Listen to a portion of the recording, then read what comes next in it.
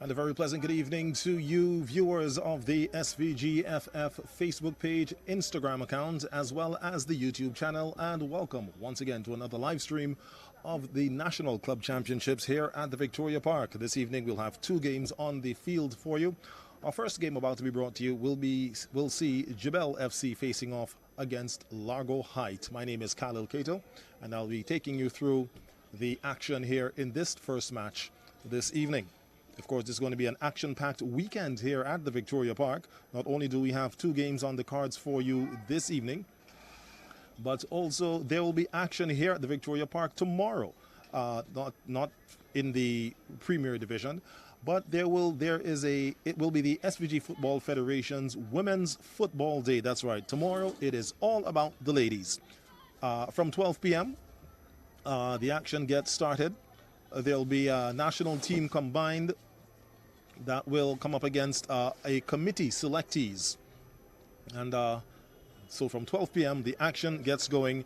Music, of course, by the resident DJ sound system in the Victoria Park, Crystal Sounds. There'll also be an appearance by KY Fitness. So tomorrow it is at the Victoria Park from 12 noon here for the Women's Football Day action. As we see the teams making their way out onto the field of play, we have LARGO Height FC Petro Caribe LARGO Height in their red and white strip with black shorts, and we have JEBELLE FC in their neon green. As the teams make their way out, let's give you an idea of the starting lineup for both teams. This evening in goal, the captain for LARGO Height, Petro Caribe LARGO Height, will be Camilo Samuel. We have number 2, Eric Williams, Anthony Bibby, Nyron Bennett, he'll be wearing the number 11 shirt. Number 14, Alfonso Julian. Number 18, Mikhail Kolzak. Number 15, Maurice Essian. Number 10, Giovanni Johnson. Number 13, Ronaldo Baines. Number 22, Yernick Nanton. And number 23, Shin Boye. For the JEBELLE FC team, in goal will be Delano de Souza.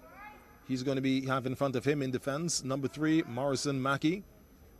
There'll also be number 8, Najima Bergen. Number 9, Trezine D'Souza. Number 10, Terrace Joseph. The captain wears number 11. That's Silas Cupid. We have number 13, Irul Matthias.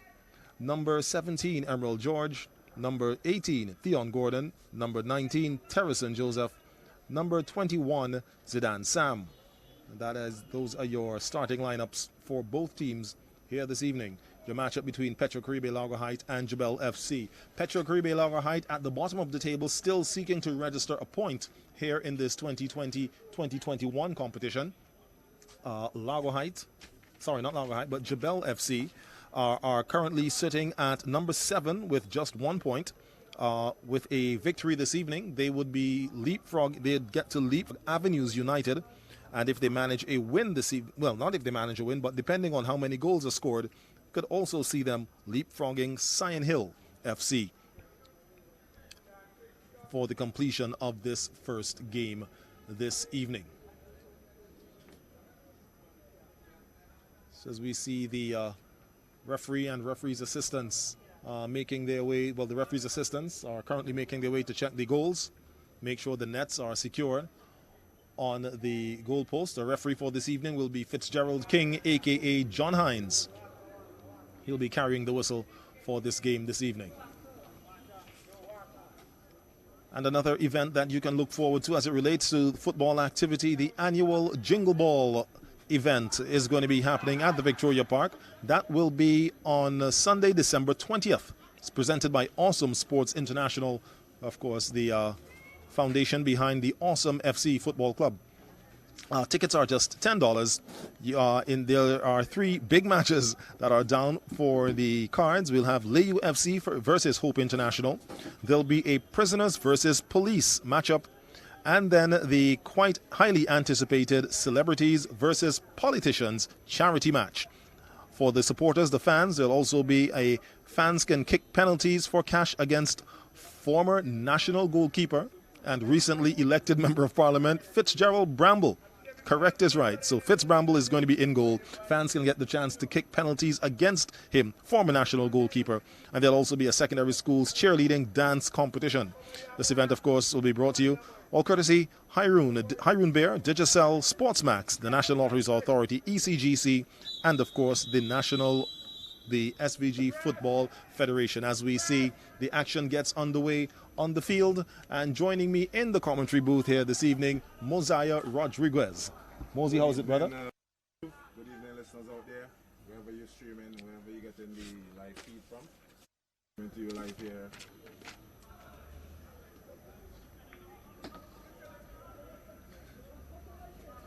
Yes, so we're coming to you live here at the Victoria Park, witnessing this exciting matchup. Well, we hope that it will be between the LARGO, who are tonight decked in red tops and black shorts. They will be coming up against the JEBELLE outfit, who are in their neon green suits.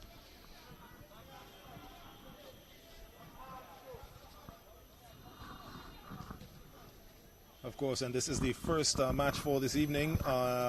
At 8 o'clock, following the completion of this one, we'll see Avenues United taking on System 3. So, as I mentioned earlier, that with a victory, JEBELLE would be able to leapfrog Avenues, but that would depend on the outcome.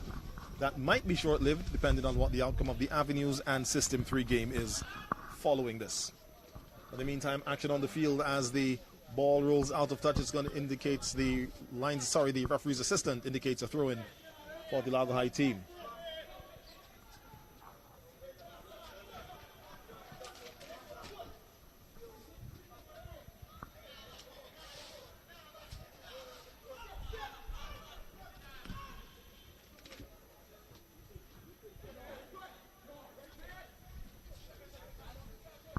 Here's JEBELLE, and he toys with it now. Here's a chance for LARGO Height.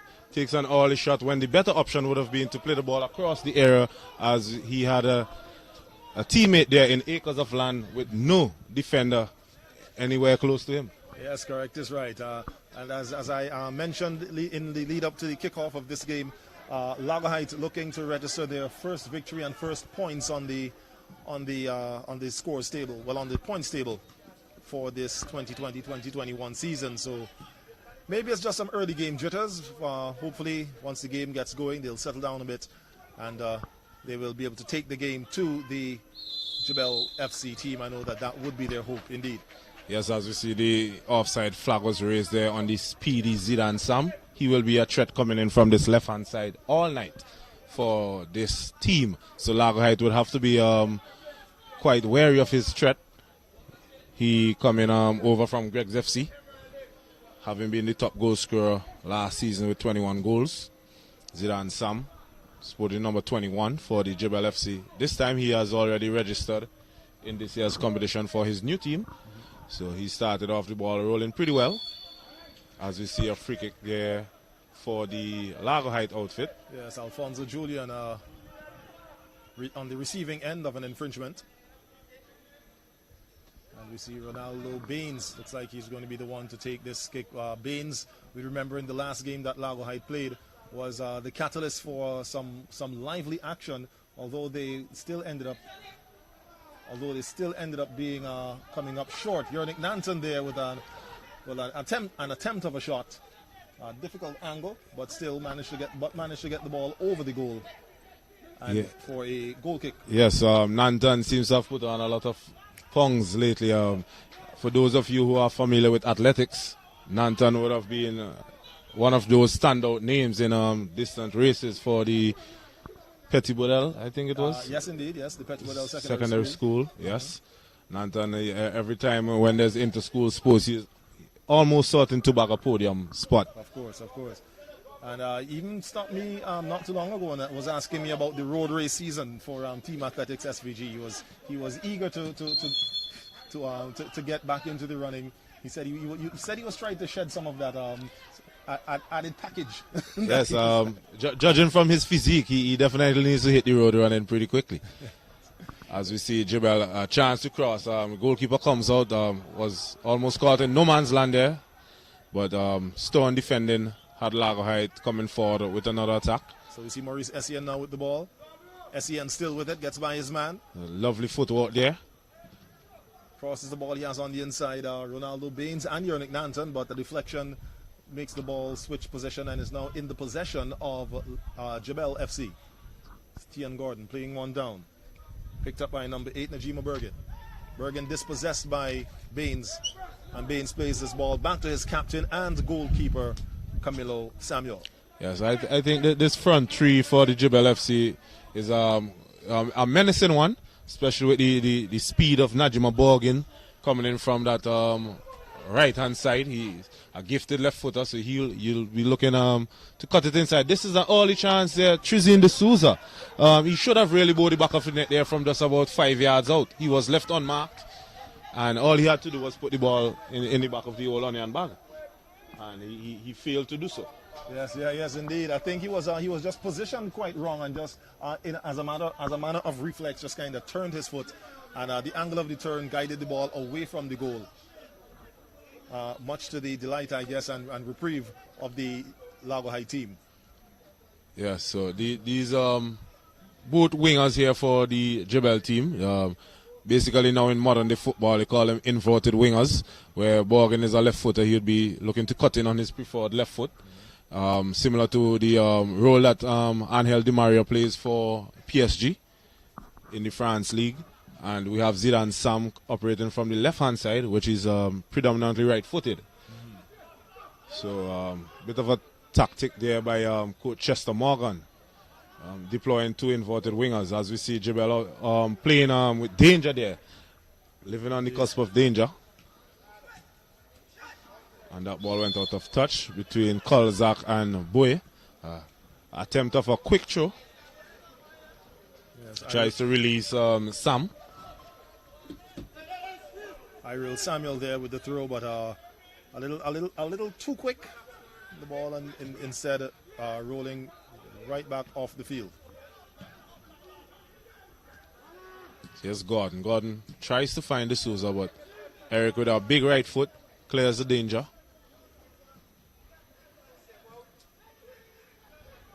Yes, that's a foul. A good foul nonetheless there to be made there by Tian Gordon. Boy plays it inside. Picked up. And it's a strong challenge here. He's claiming to have gotten the ball, but not by referee John Hines booking, as we see the first yellow card of the match. Yes, and that goes to Emerald George for that tackle there on Giovanni Johnson.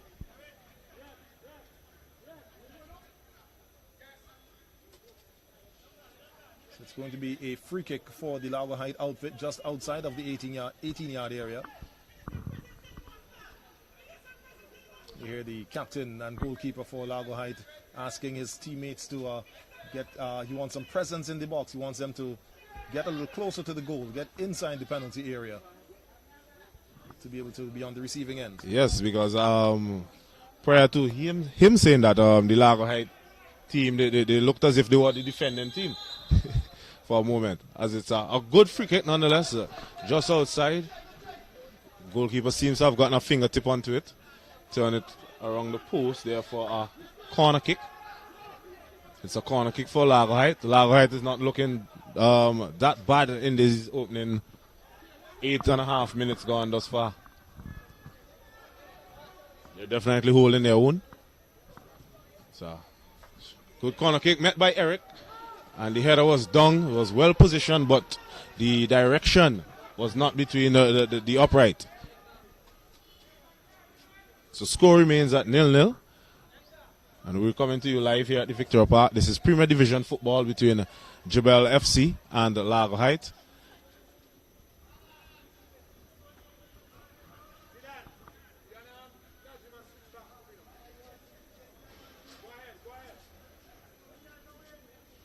So we're hearing the echoes there of the coach Chester Morgan asking Zidane Sam and Najima Bergen to just switch flanks once more.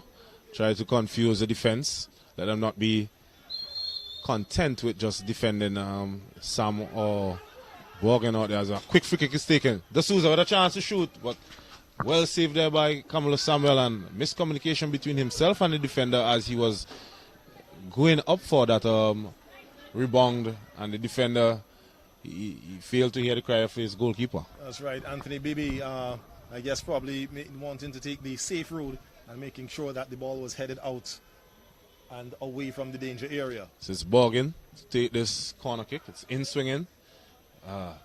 Very decent delivery there indeed, causing some trouble for the Largo Heights defense.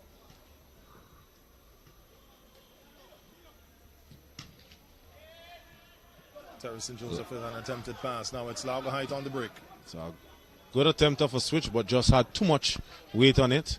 And as we said, Nanton would not be catching up to that one anytime soon. As we see a slight drizzle coming down. Hopefully it will bring some coolness to the surroundings. Yes, yes. It was a beautiful day here in our little piece of paradise here today. But the the showers are fairly welcome, and I'm sure the guys out on the field will not mind the cooling effect of the sprinkles. Well, about 3 p.m. this evening, I was saying, well, thank God that for these floodlights that we don't have to be playing soccer at 3 and 4. Because I remember playing in Beckway at 1 o'clock. They tried to jeopardize us when we went on a little outing down there against a Beckway combined team. They brought us food like 15 minutes before the game started, trying to sabotage us. And then had us playing in that menacing Beckway Sun at 1. So technology has definitely aided us in being able to play in much more humane conditions. As Gordon gets away from a challenge, releases the Souza, who is offside. Very high line being deployed there by the Largo High team.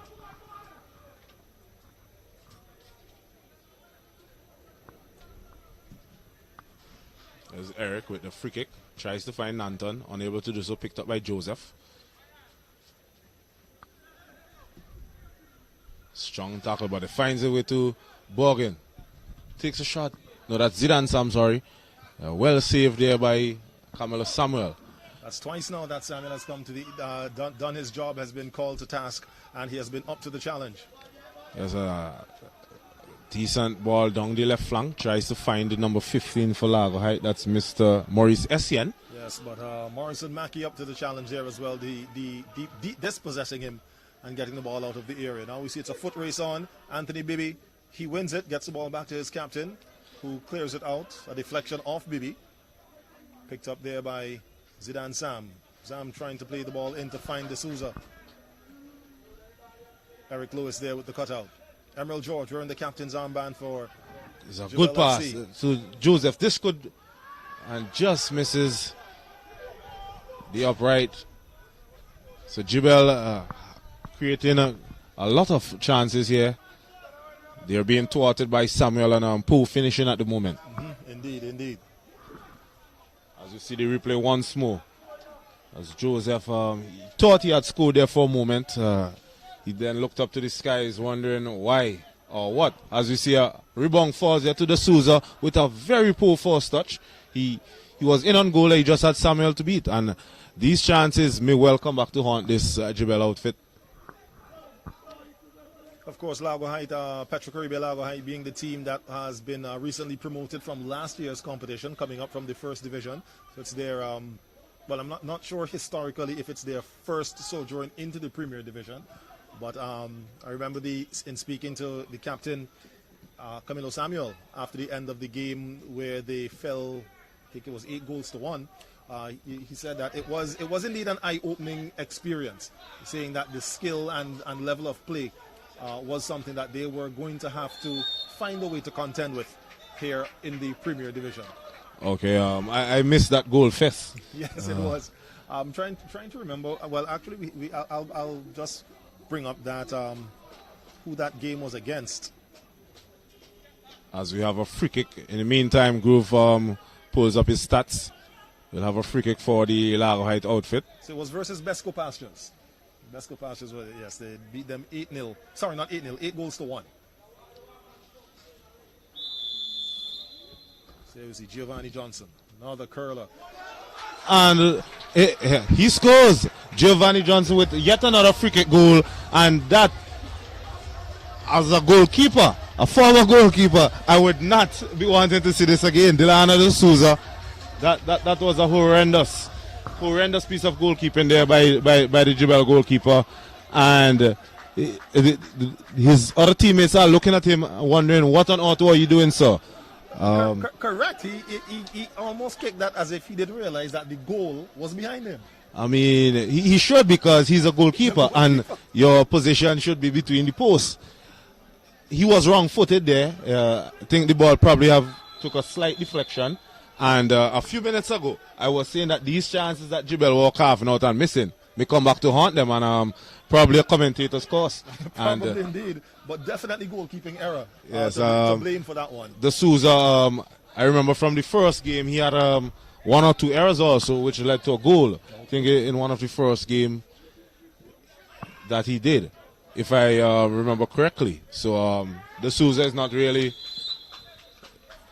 living up to his status at the moment. He's more being a shopkeeper than a goalkeeper on that previous attempt.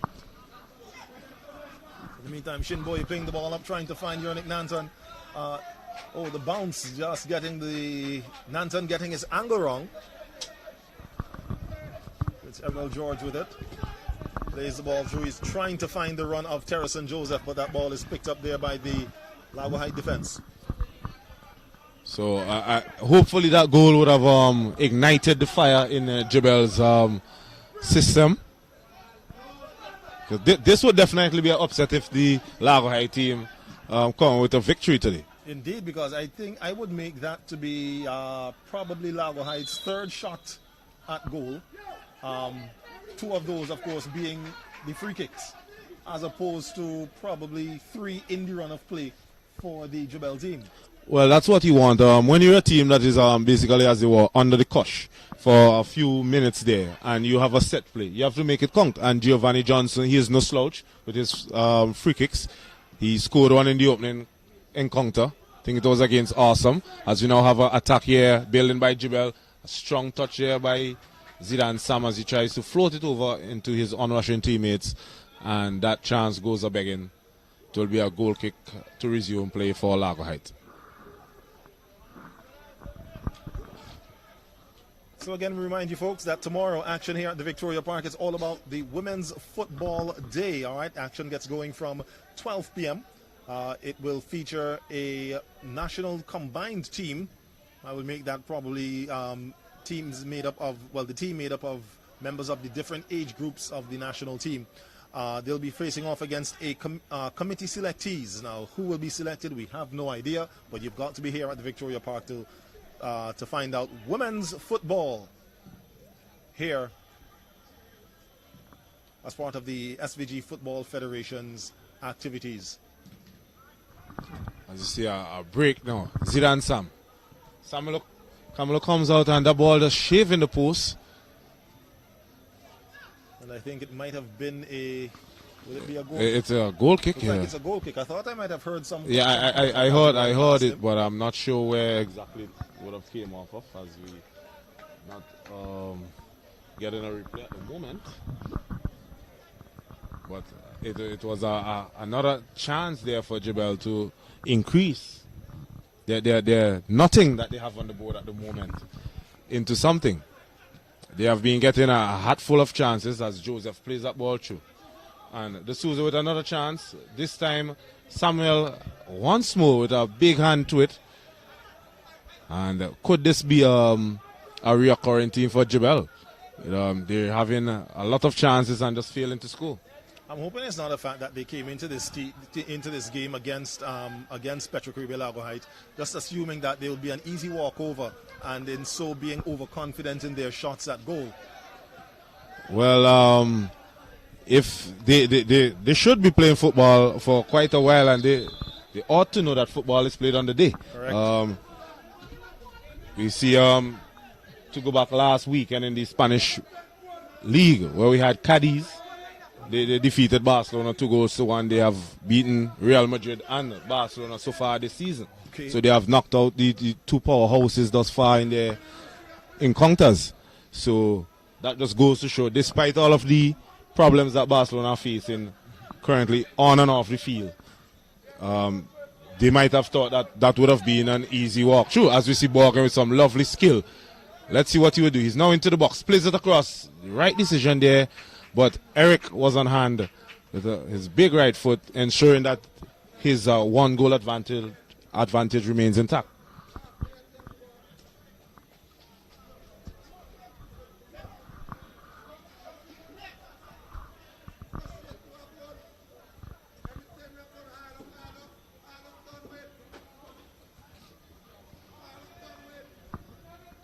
So they will have another take at this corner kick. It's Joseph. Terrace and Joseph to take this one. It's a little more air under this one.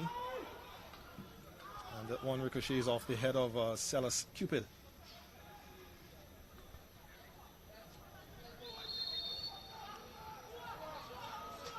So it's a foul there. And seems to have been a hand to the face there of the number 15 for the Largo Height, yeah, SCN. And as we said in previous games, the rules have changed. Now, as an attacker, once you raise your hand anywhere above your shoulder length to the face of an opponent, you will be whistled for a foul. It's not like back in the days attackers could have been slapping off defenders' faces when they tried to grab at them. So the game has shifted a bit more balanced now.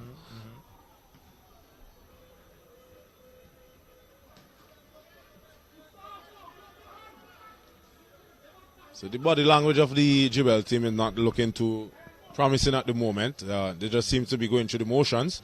They're attacking pretty well, but the finishing is what is derailing them at the moment. Zidane Sam comes in. That would have been a sublime goal had it not been for the effort there of Kamala Samuel. He's turning back the years. He probably has a old Stingers jersey underneath of that orange kit that he's wearing at the moment. Because these were the saves that Samuel would have made in his prime playing for the Stingers outfit about 2 decades ago. And it looks as though the energy and strength that he might have had two decades ago is definitely not there, because now he's down on the field.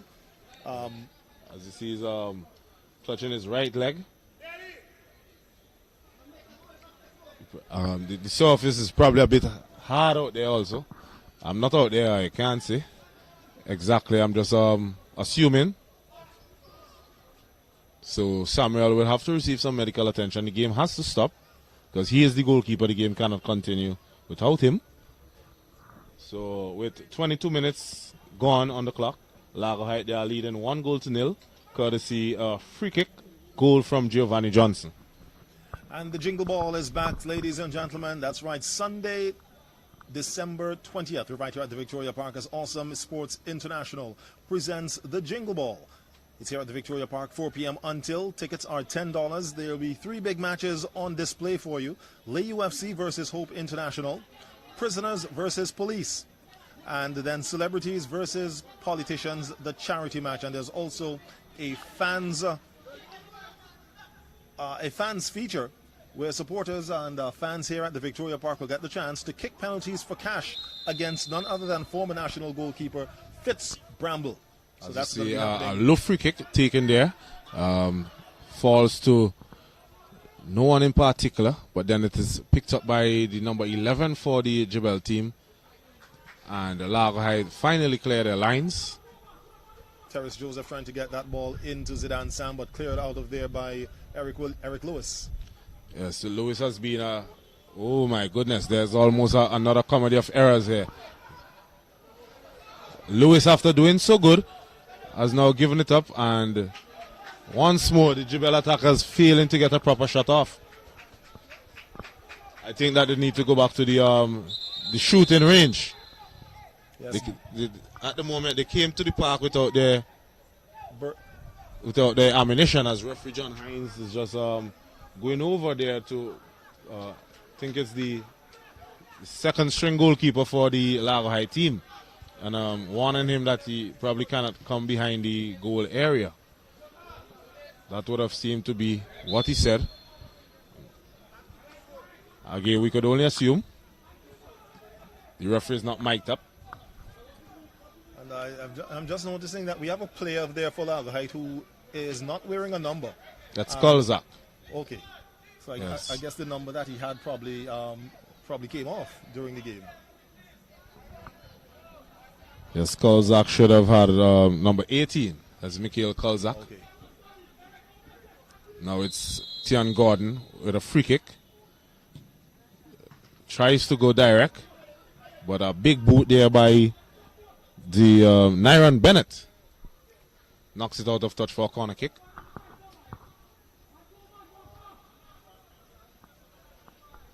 And the kick will be taken by Gordon, who's just going to move from the spot where he took that free kick now to the corner.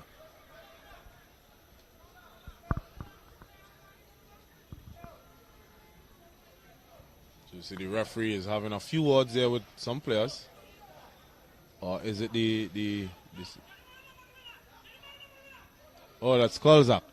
Yes, so as you just highlighted there, Groove, the referee asked Kolzak to come off of the pitch, having his number removed. Not sure how he got that done. He probably had a makeshift graffiti. So he has to be retrofitted with a number. Let's hope this time they could make it work. Hope that they work with some paint, some fresh paint. He's gone with the throw. Finds Emerald George. Johnson with a big right foot. Boots it downfield. As you see, George is coming forward more now, trying to get his influence in on the game as Samuel, that apparent knock that he picked up there after that excellent save there, that had nothing to do with that stop that he just made. So free kick there against Borgin. Borgin is asking John Hines what. That ball bubbled up onto his hands, and we know with the new rule changes once more that came into effect. Once the ball hits the attacker's hand, that's it. Okay, because I was looking across the field at the referee's assistant on the far side to see if he had raised his flag, because Bergen was on the receiving end of the tackle, so I'm not sure. Yes, the call was for the previous infringement before where the ball hit his hand. Attackers can no longer benefit from the ball ricocheting on their hands. Once, no hand of God. As Johnson tries to catch the Souza off guard once more, and here's Matthias. Plays in George. George plays it down the top for Terrace Joseph. Joseph looks up, sees the Souza. Good retreat and tackle there by Bibi, yes. Ensured that their 1-goal advantage remains intact. They're playing like the Italians now. Score one and defend it all. So we see Terrace Joseph is going to be the one to take the responsibility of this corner kick. As we're into the 28th minute of play here between Jebel FC and Petro Caribe Largo Heights. Your score 1-0 in favor of the Largo Heights outfit. A beautifully taken free kick. And some confusing action in the goal by the Jebel goalkeeper, resulting in the ball finding itself in the back of the net. Yes, on that play he seems to have been caught in more than 2 minds. Save with my hand, my feet, I don't know. But yes, he should have known that with those sort of shots, you have to make sure that you position your body behind the ball. Mm-hmm. So in case you flap at it and you miss, it will be shielded by your body. Of course. So there's some basic goalkeeping things that you need to redo. I think that you would be hearing quite a mouthful from his coach, Chester Morgan, at the end of the first half. As Boye fails to control cleanly. One back there by George, plays in Matthias. Matthias stretching the feet there of Borgin. So, good pass out wide. Borgin tracks it down. Oh, and it's a good goal. Borgin scores from an acute angle, catching goalkeeper Camilo Samuel off guard, as we see some acrobatic flips there by Najima Borgin. I think the camera was a bit too slow in catching him with his antics.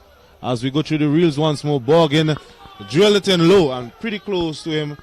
Camilo Samuel thought the ball was going further I think around. another case of the goalkeeper misjudging the angle of the ball and finding himself wrong-footed, because Samuel seemed to be moving to his left and then had to dive back to his right. And I think actually he might have, when the ball hit him, he might have parried the ball into the goal. Yes, so it may they may award that goal to Camilo Samuel as an own goal. Not what he would have wanted. As we see, Largo Heights immediately threatening, trying to get back into the game with SCN.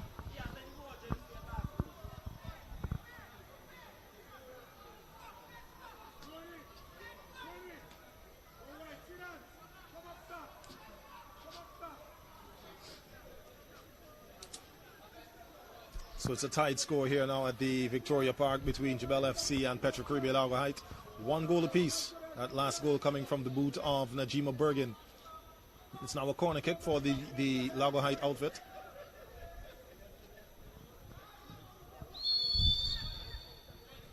So it's a free kick there for the JEBELLE team. Referee John Hines spotted an infringement. JEBELLE take it quickly, looking to release the pace of Joseph. Does well to keep it inside. Looking for some support. A chance to whip it in with his left. Neat footwork as he tries to get around the challenge, and he ends up at that. Looked certainly to be a foul, but it was right under the nose of the referee's assistant, who then pointed to the corner flag. So it will be a corner kick for the JEBELLE team. Emerald George sporting the captain's armband, trudging across to pick it up.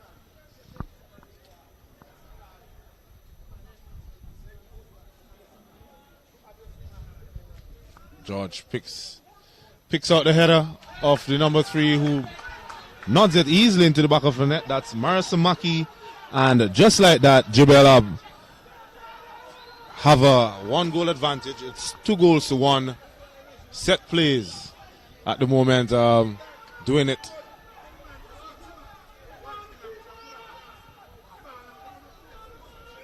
It's slack defending there by Largo Heights. Yes, Maki was pretty much left, well, not necessarily all alone, but the defender in front of him did make an attempt to try to get to the ball, and it landed perfectly on the head of Maki, who placed it exactly where it needed to be, just outside the outstretched arms of Camilo Samuel, and finding the back of the net. Your score here at the Victoria Park now: Largo Heights, Petrocaribe Largo Heights 1, JEBELLE FC 2. And JEBELLE should have really been out of sight by now with all of these chances that they had previously. But they probably just now finding their feet, a bit slow out of the blocks. As an easy pass there is gifted to the Largo Heights team. That's Nanton. Shrugs off the challenge of 2. But it's 1 there by Terrace Joseph. Joseph needs to release his Borgin. Eric Lewis bringing back his experience there, and isn't that a foul? Oh, John Hines not interested. That really seems to have been a foul there. Borgin got away from Lewis from my point of view. But it's not mine that matters. It's the man in the middle, referee John Hines. As you see a change. So Kolzak, the man whose number disappeared off of his back, he can no longer participate. So he is replaced by the number 27, Mr. McNeil Abbey.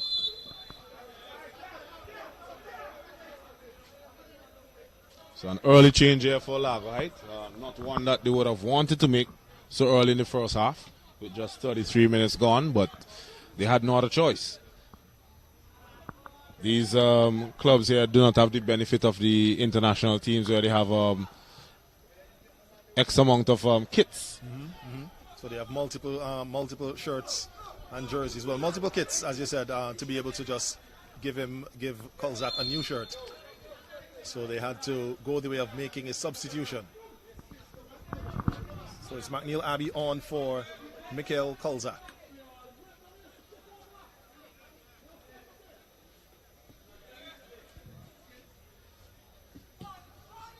Free kick is taken short to Boy.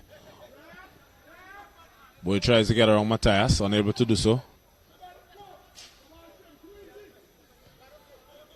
Here's Joseph. Joseph goes back to George. George goes inside to the man with the second goal, Maki, for Jebelle, who switches it out wide to D'Souza. D'Souza gets past the challenge here, but in the end, his final touch was poor, and he concedes a free kick, to the Largo Heights team.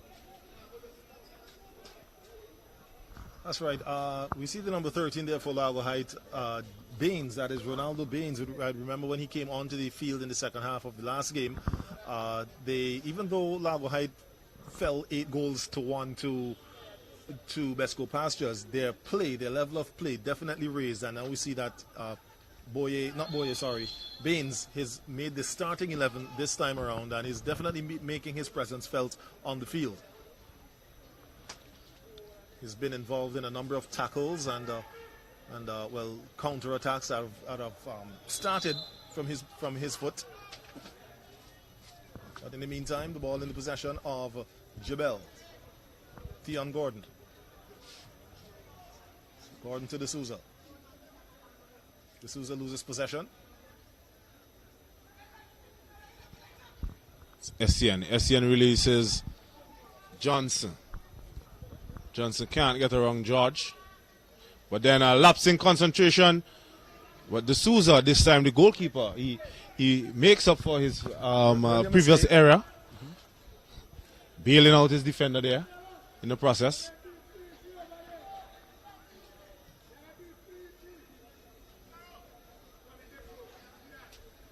So we see both teams, they're switching off quite easily in their defensive transitions. Here's Yonit Nanton.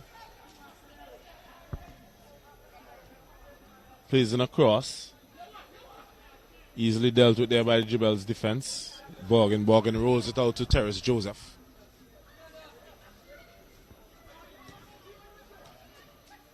It's Joseph to Matthias, Matthias to George, back to Joseph. George now with it, Emerald George.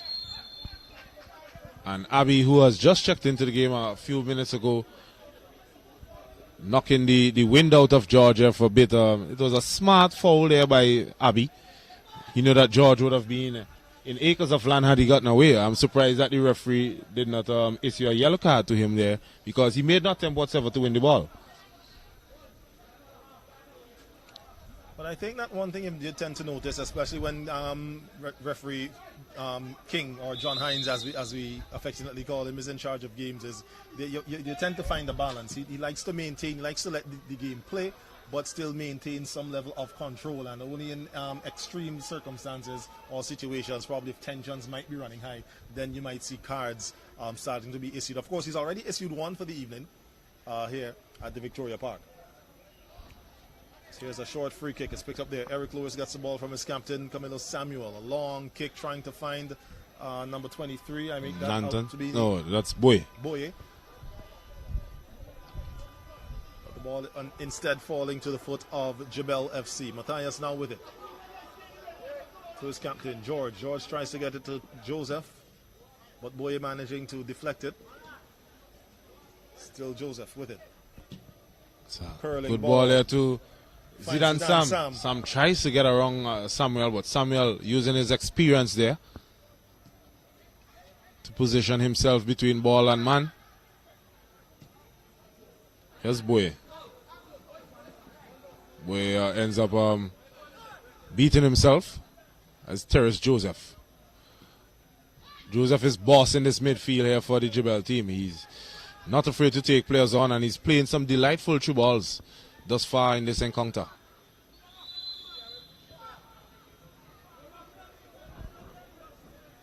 It's a free kick to Largo Heights. Johnson, a goal scorer for Largo Heights. Confronted there by George. Referee waves play on.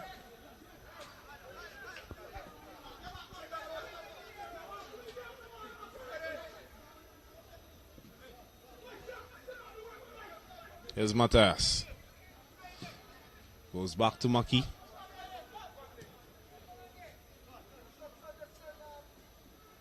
Here's George. So George and the Joseph brothers are doing pretty well in the middle of the park here for the JEBELLE team. Here's De Souza. Gets away from a challenge. Plays the ball across, and a big boot once more by Eric Lewis, who seems to have continuously been in a position in the right place at the right time. Yes, and been called into action on many occasions, and to this point has been the man for the job. Most times despite his team conceding 2 goals. Yes, but most times once he's involved in the play, he tends to come out the victor. It's going to be a corner kick there for the JEBELLE outfit. Seems to be Emerald George. Plays it short this time. Terrence Joseph with it. Joseph into Sam. Sam back to Joseph. Joseph gets the ball up to Najima Bergen. Bergen takes it. Takes a shot, and it's touched over the bar there by Camilo Samuel. That's what you call a snapshot there by Najima Bergen. A gifted youngster, the son of Bevan Borgin, a former national player for St. Vincent and the Grenadines, ensuring that the legacy of the Borgins live on.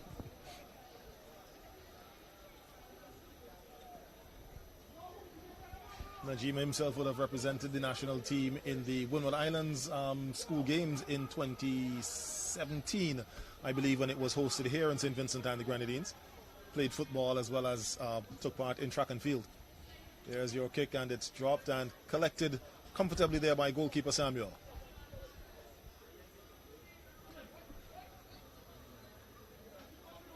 Swings it wide to find Abbey. Abbey has Boye up ahead of him. Looks to take him, but misjudged the distance of Najima Bergen. Bergen intercepting the ball, but a little too hard of a touch, and then the ball being kicked out there by Abbey on the retouch. Matthias now with it. Ball off the foot of Boye. Another throw in for JEBELLE.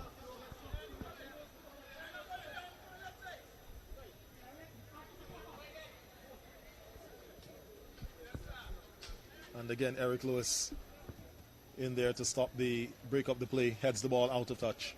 Throw in again for JEBELLE FC. Yes, as JEBELLE advance up the field with this throw.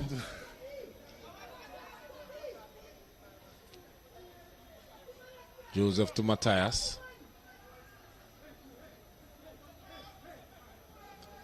Matthias coming forward from his left back position. Goes out to Sellers Cupid.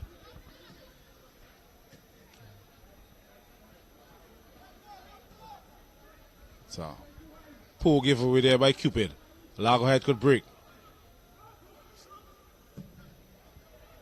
SCN tries to play the ball there to Baines, whose footing betrays him. Yes, De Souza is released on the right-hand side. Has 3 to aim at. Ball falls to Zidane Sam. It was a decent attempt there by Sam, who had to contend with the rush of Camilo Samuel. This was one of the harder chances that he had, because Samuel was bearing down on him. The angle was not that easy to score from. And I think he was trying to avoid clattering into Samuel as well. And if I'm reading the conversation there of Coach Chester Morgan on the sideline, he was saying that that was 4 chances that Sam alone has had in this game thus far. Yes, as I was commenting earlier, that the JEBELLE attackers, they seem to have left their guns at home. They're shooting guns, that is.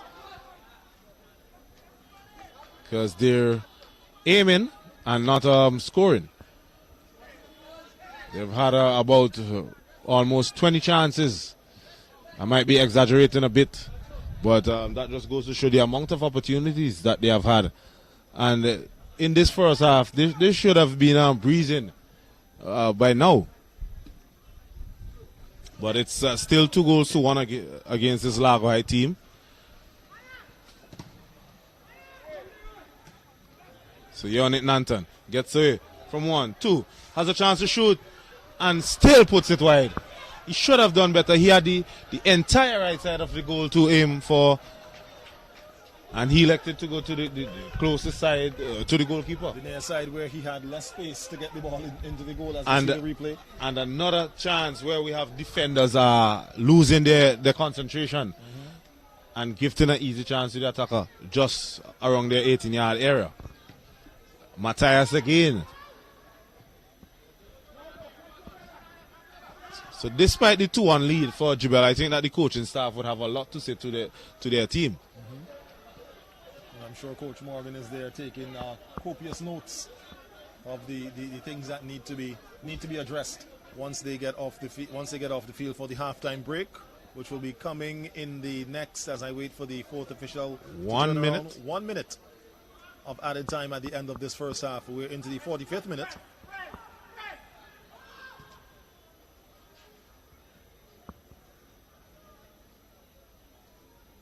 Eric Lewis getting that ball out to Shinboye, who was seemed to switch sides just for the moment. Sides as in he's now playing on the left.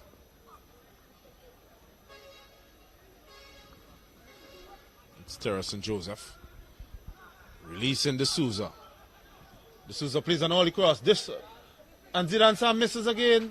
Oh my goodness. I think again when we spoke about the JEBELLE goalkeeper talking about being between two minds, I think that is exactly where Sam was, because I think he misjudged the height of the bounce of the ball and it ended up pretty much in no man's land, where it was too low for him to use his head to get down to it, too high for him to use his knee or his foot. So it was more or less at mid height, as we hear that halftime whistle blown there by referee John Hines Fitzgerald King to bring to an end the first half of play between JEBELLE FC, which has pretty much dominated the I won't say the possession, but at least the flow of play and also the amount of shots to goal over Petro-Caribe LARGO Heights. It's a misleading scoreline. If you're just looking at this score and you see a scoreline of 2-1, you might think it is a fairly close game. But JEBELLE has been having the upper hand, but their finishing is what has been letting them down. Yes, indeed, and they need to address that in the second half, so that they do not allow this LARGO High team back in the match. But at the moment, we'll take a break and come back to you with more live action here at the Victoria Park.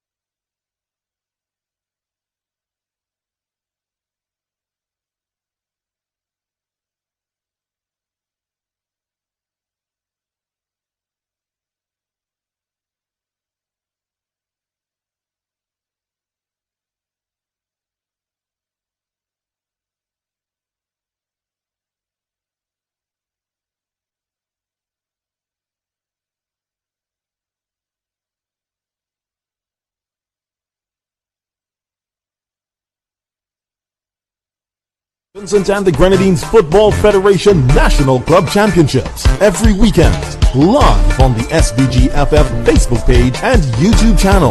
Weekends are for football, and football is here.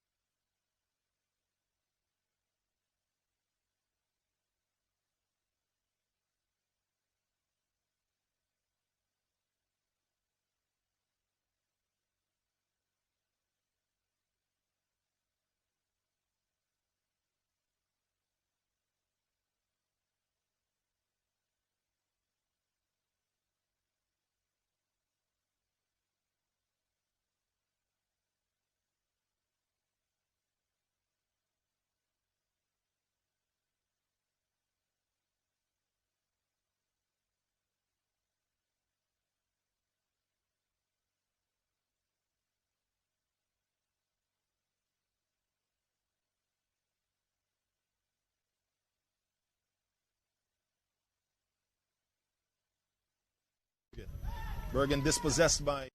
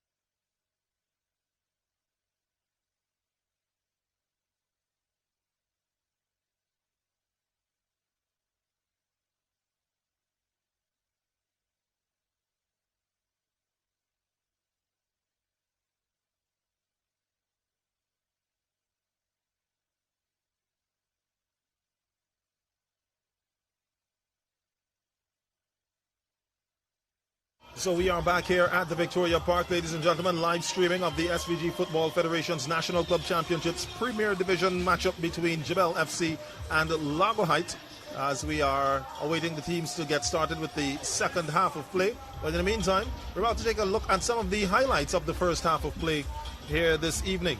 Just a reminder of what would have happened. Of course, we would have known that, seen that JEBELLE would have had the lion's share of chances to goal. There we see Shinboye there facing off against Matthias. Zidane Sam getting by his man, crossing that ball inside. And one of the many disappointing attempts at goal, that one there by Trezine D'Souza.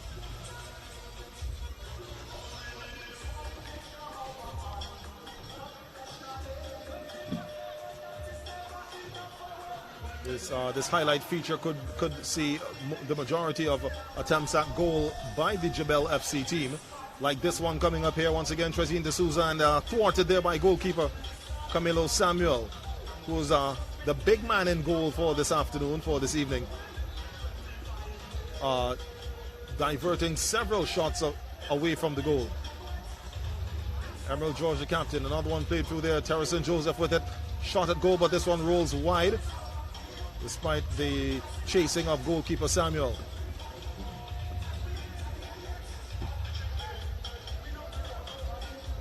Here we see what might be one of the first free kicks. Yes, the first free kick. Oh, sorry, no, that was the second free kick, actually. That was the first goal of the afternoon, scored there by Johnson, Giovanni Johnson. It was his second free kick of the first half, and he opened the scoring. And he opened up the scoring there for the LARGO High team. The score 1-0 at this time. There we see another attempt parried away there by goalkeeper Samuel.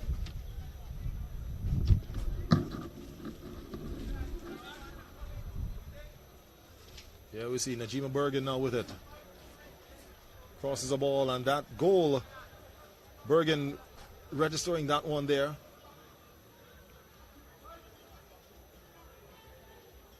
And there we see a corner kick. This might be goal number 2. Kick taken there by not goalkeeper, but captain Emerald George. And the second goal for LARGO High there, headed into the back of the net by Morrison Mackey. As we turn our attention now back to the center field at the Victoria Park, as we're about to have the second half kickoff of play between LARGO High FC and JEBELLE FC. JEBELLE with the second half kickoff. No substitutions seem to have been made for either team as yet. But again, Giovanni Johnson being the recipient, being on the receiving end of an infringement. Yes, an early free kick for the Petrie Caribbean LARGO High team. Johnson will definitely be eyeing up his shot here. Be looking to place this one directly on D'Souza, hoping to get a second goal in this contest to draw his side level. It's Johnson to take. Goes direct and stinging the palms of D'Souza, who plays it right into the part of the attacking team. And I think that is one thing that the LARGO High team should be working on, is the shots at D'Souza, who doesn't seem to be comfortable in catching those shots. Yes, he would have been better served if he would have just, cuddled that ball and taking it into the body, but instead he parried it away and it fell right to the foot of Nyron Bennett, the number 11 there for Petrie Caribbean LARGO High, but he wasn't able to do anything productive with it. And it looks like he might have come up worse for wear, as he had just fallen to the ground, but he's up and going once again.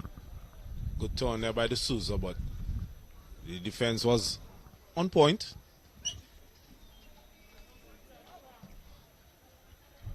Lewis with a right foot clearance. As we see which one of these teams would have paid more attention to their different coaches at the halftime break. JEBELLE, despite leading 2-1, have a lot of work to do in terms of their finishing. That has definitely let them down in this contest thus far, as we see an early Crossing. Ball falls its way to the Souza. And just as we spoke about the finishing, the Souza is showing us we definitely know what we are talking about. Yes, indeed. Again, an attempt at goal there, but this one going high and wide of the target. As we see the replay there, he picks it up, got his foot too much under the ball. If he had aimed for probably the far corner, pushing it away from goalkeeper Samuel, we might be seeing a 3-1 scoreline here this afternoon, but nonetheless, it went over. It's still 2-1.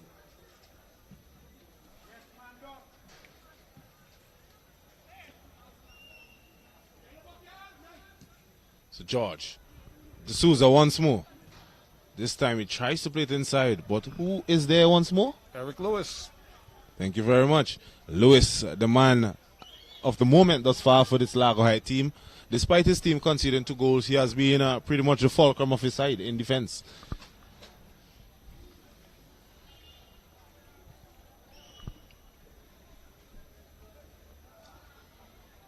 Joseph to take this in-swinging corner kick. It's high. Goalkeeper was caught out there.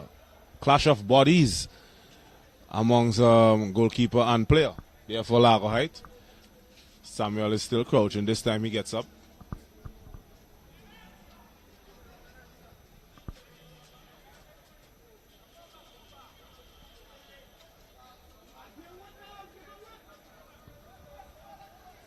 Samuel will take this goal kick long.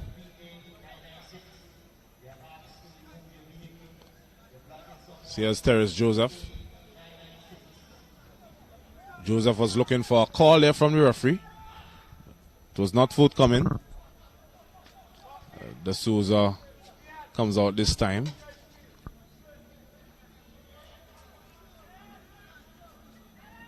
Good turn there by the number 11, is it? Yes, Nyron Bennett, who seems to have a lot of skill with the ball at his feet. He's dribbling pretty well. And you know, for a game that has the mantra, well, one of the mantras in it, you know, play until you hear a whistle. I find a lot of times players, when they assume that an infringement has been made, they stand and they wait for the referee to blow the whistle. And in that, losing opportunities in probably defending a goal or scoring a goal. So that should be a Largo High throw. Yes, indeed. Well defended there by Julian on Borgin. Borgin was a bit slow in reacting to that pass.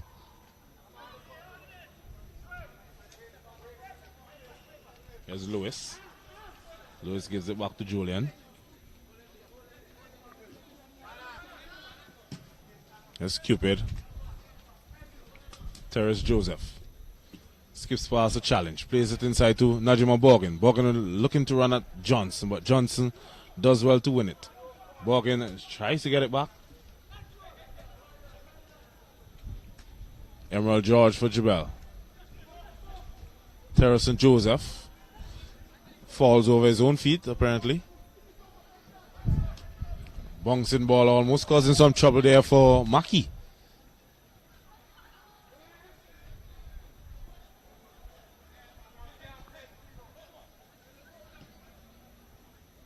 Gordon rolls it out to George, two of the most senior players on this Jebelle team. Ensuring that this team is full of youth and experience. Sam plays it inside. Joseph, I think he would have been better served taking that shot first time. An early shot indeed, yes. George and Gordon once more combining. Terrace Joseph. Neat footwork. He seems to have all the time in the world with the ball at his feet. George with some a rainbow flick on Beans. So, good pass. Here's Sam. Chance for a shot and easily done by Emerald George. That one rolled into the back of the net. And that's what you call class. Yes, he had the defenders there on his back. They were all over him, as a matter of fact. As we see the replay, that was Anthony Bibby who was standing just behind him, pretty much in no man's land, because in no position to make a tackle. If he did, it would have been from behind, and we know what could have resulted in that. That could have been a penalty because it would have been in the box. But he managed to squeeze that one by the oncoming goalkeeper and get it into the back of the net. It's now 3-1 in favor of JEBELLE FC. Yes, and JEBELLE took their own sweet time in carving out that chance. They maintained position, they recycled it, they knocked it from left to right, inside, out, until they found that ball through the eye of the needle, releasing Sam, who was unselfish in playing it into his skipper there, Emerald George, to register for the JEBELLE team. JEBELLE come forward once more. This time it's with speed. Terrace Joseph. Joseph tries to get around Julian. Julian plays well there to Johnson. Johnson with a pass there to Maurice Essien, but his footwork failing him. The ball rolling past him, kind of rolling between his legs. It's a throw-in for the JEBELLE outfit. That's what you call outfoxing yourself. That's right, and as quickly as it was thrown in, it's been kicked out by Giovanni Johnson.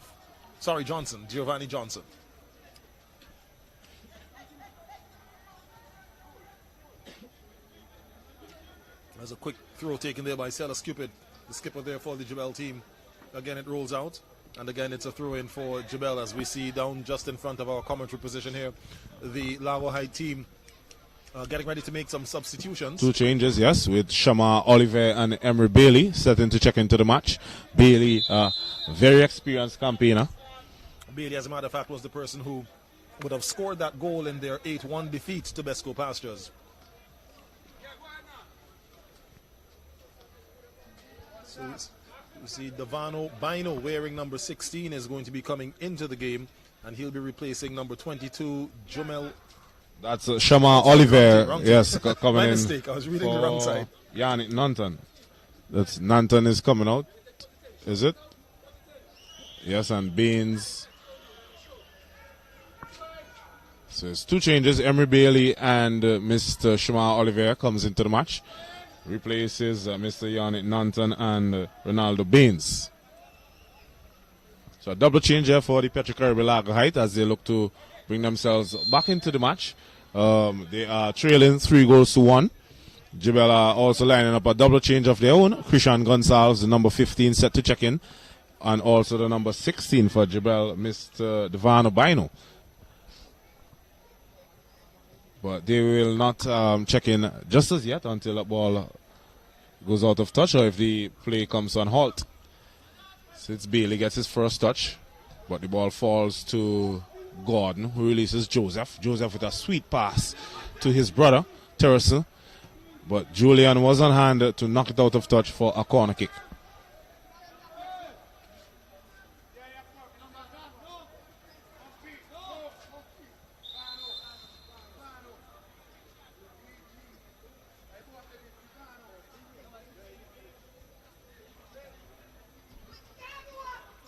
So skipper Emerald George, the goal scorer, well, the most recent goal scorer in this match, is going to be replaced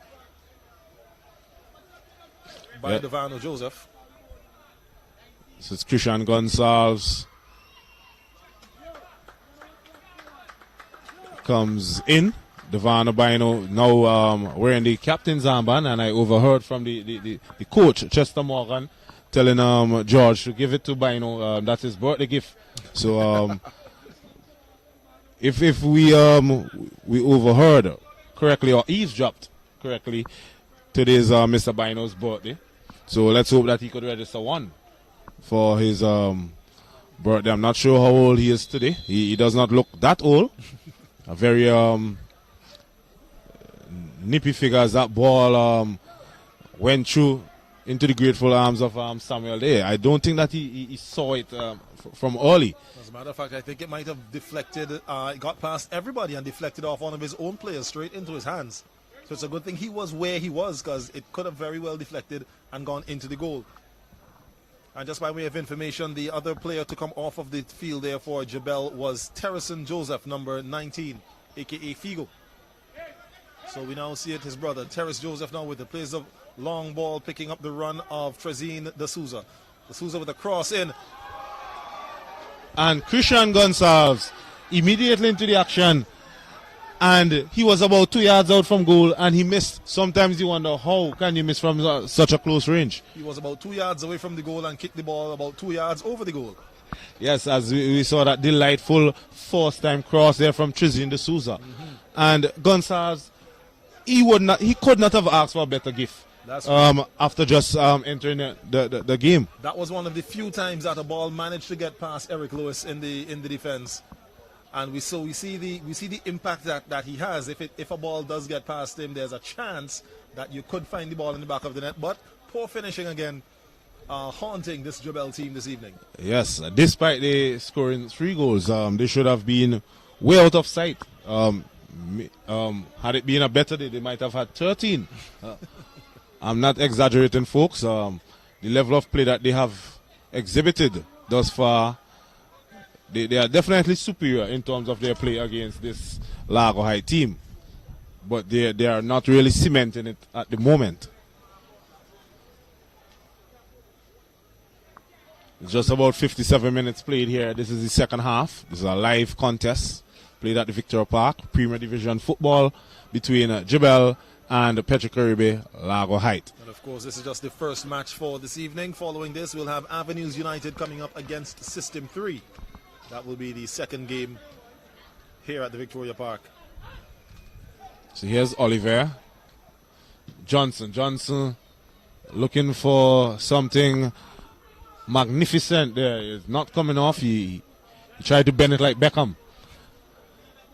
For those of you who would have followed football a good while ago, David Beckham, former England skipper, and Manchester United great, Groove's team, the Red Devils,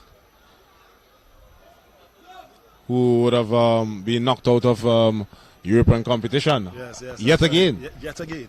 They would be playing their trade in the Europa League this season. As once again we see Eric Lewis there, the man clearing the ball out of the danger area for Largo Height. Ball now with Giovanni Johnson. Johnson launching a ball to trying to find Shinboy, who makes a run down and collects the ball on the left flank. Trying to get by his man Silas Joseph. Gets the ball out to Giovanni Johnson, who picks it up once again, gets that one to SEN. SEN now squaring off with Matthias. There's Bailey with a shot. It's easy pickings there for D'Souza, who almost made it look more difficult than it was. And with a very horrendous kick there by D'Souza. D'Souza is not really having a good game thus far. I'm not sure if it's jitters, but he shouldn't be nervous at all. He has played on the lights before. This is not a final, so the nerve-wracking moment should not be to the full, as Johnson plays in a nice ball there to Oliver. Oliver tries to get a shot off. Emery Bailey was screaming for it to be played into him. But it's cleared there by Theon Gordon. And in an attempt to control the ball, It's Abby. Abby looks like he was fouled there. Don't forget, tomorrow, it's all about the women. The women will be taking over the Victoria Park, the Women's Football Day, from 12 p.m. until the Victoria Park is going to come alive. One of the featured events will be the game between the national team combined, which will be coming up against a committee-selected team. So that's tomorrow from 12 noon, and that match will be at 6 p.m. There'll be tons of activities between 12 noon and 6 when the featured game will take place. So you can make your way to the Victoria Park tomorrow. Music, of course, by Crystal Sounds, and there will be also an appearance by KY Fitness. So it's not just, just come to the Victoria Park, but you could get a little workout in, as we see D'Souza walking out the pitch there, trying to get around Julian. Unable to do so. Julian has definitely stood his ground pretty good thus far in this Petro Caribe Largo Height left back position. Coach Chester Morgan making a mimic of an attempt to take that throw. Maybe he's of the opinion that maybe he should get on the field and he might have some better luck in finishing some of these chances. As D'Souza rides the challenge. Tries to late on a plate there for Joseph, but the defense was on point. As we see, another change for JEBELLE is queuing up at the moment. D'Souza displaying his footwork. getting out of trouble there for JEBELLE team. Joseph a bit overhit, yes. D'Souza, despite his pace, cannot catch up to that one. Too strong a play there. So we have Kyle Brown is set to enter the match for the JEBELLE team. Looks like he'll be coming on for skipper Silas Cupid.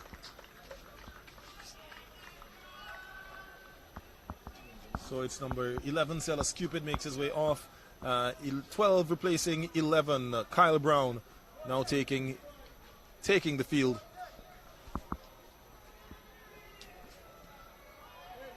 For just under about 28 minutes of play. An acrobatic attempt to control the ball there by Trezine D'Souza. Kyle Brown immediately into the take-off action. It's a good cross. But the offside flag was up. But so far, with that very first touch there by Brown, we see what he brings to this JEBELLE team. Yes, indeed. And it was it was an offside position, but the ball dropped in an excellent position where, had it not been an offside, we could have had a return play back across the face of goal for one of the oncoming runners. Yes, and I think that as a striker, those are the sort of deliveries that you would want to be getting time and time again from your right back or your wingman.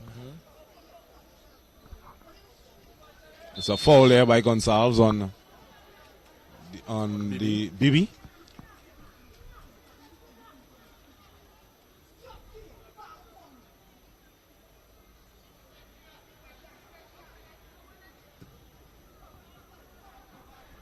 So the goal scorers for JEBELLE thus far as they lead 3-1. It's 1 apiece for Marissa Mackey, Najima Borgen and Emerald George.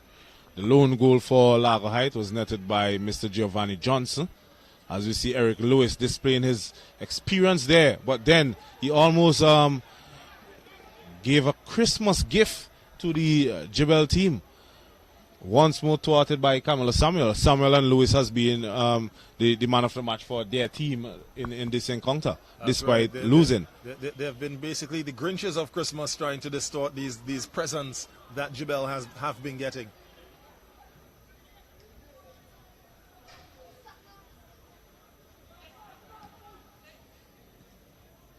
Ball goes all the way back to Samuel in goal.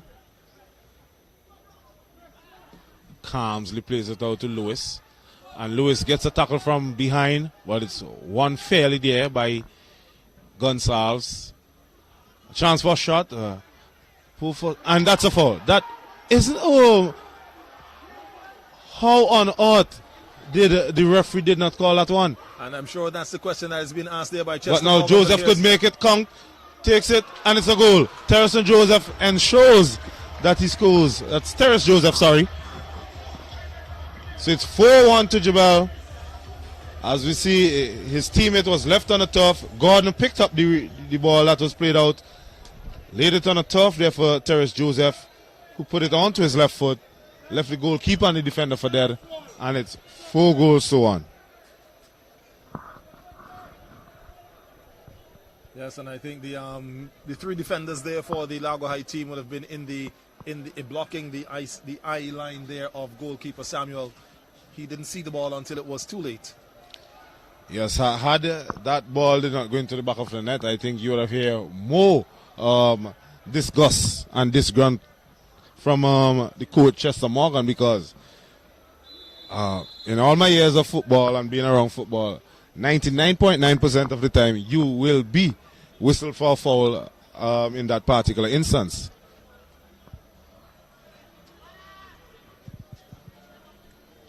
Yes, so we have the JEBELLE team coming forward once more. Here's Terrace Joseph, the man with the 4th goal. Here's Gordon. To Terrace. Terrace is skipping around Lewis. Tries to lay it on the turf there for Christian Gonsalves, but Largo Heights clears the danger. Groove, what is your prediction with this final score? Well, the play of the Largo High team, not the Largo High team, sorry, the JEBELLE team has seemed to have been a little bit more solid. in comparison to their. I'm sorry, I was just taken aback there by whatever that was there by Trezine Joseph. D'Souza. Trezine D'Souza. He was nowhere near the goal. I don't even think he had sight of the goal, but he just figured that the goal might have been just in that direction. So he tried a shot. But nonetheless, the play has picked up a little bit. They're still having difficulty in finishing some of these shots. And again, we're not entirely sure why that would be, because the LARGO High team, I would say their play tonight as compared to when they played against Besco Pastures when they went down 8-1. We're seeing a much stronger LARGO High team, a much more determined and more purposeful play here. Goalkeeper Samuel as well as Eric Lewis in the defense have been doing a yeoman's job in ensuring that the scoreline hasn't gotten completely out of hand, despite the fact that they are down 4 goals. If they had not been playing the way they had been, these goals could have well been in double figures at this point this evening. Yes, well said, Groove.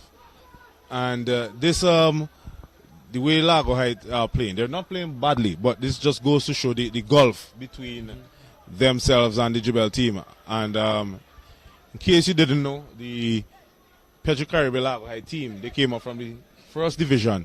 So this is now their stint in the Premier Division. So they still have a lot of catching up to do based on their, this is their 3rd match in the competition, and they are yet to achieve victory in any of those 3. They were beaten 3-1, I think it was, against Awesome in the opening clash. And as you said, 8-1 against Besco Pastures, and now it's 4-1 currently against this JEBELLE team. So that's already about 15 goals, with only 2 to show in their goals column. Yes. 2 or 3 goals to show in their goal column. So that's pretty poor. But in their it is an opening experience encounter. that Yes. They'll have to learn from as they go along here for 2020-2021. Yes, Bailey. LARGO High at the moment are playing a man down, as Nyron Bennett would have come off the field due to injury, and I think the 4th official is just preparing his board to indicate a substitution. We see number 4 and number 17 standing on the side here. That is Ralph Odenigwe, along with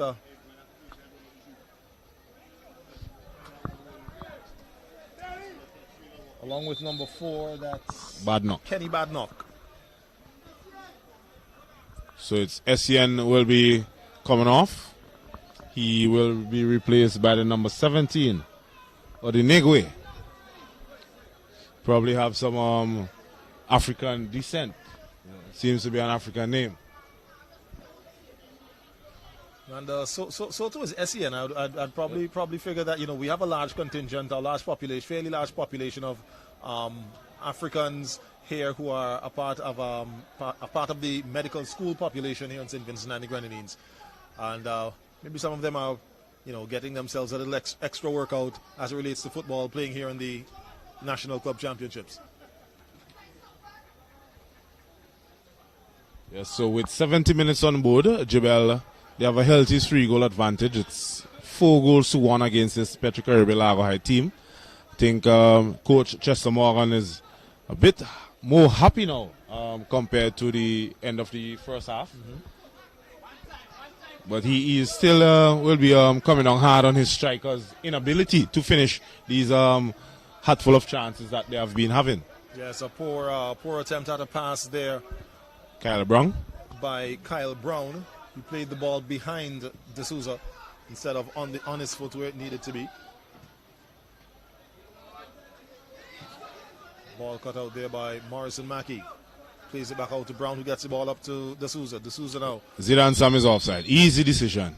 Trying to find Sam, but instead Sam only finding the referee's assistant with his flag in the air. Yes, Sam, with the speed that Sam has, he has no need to be caught offside in such a big margin. And we do not have the VAR on hand. So once the referee's assistant flag goes up in the play will be halted.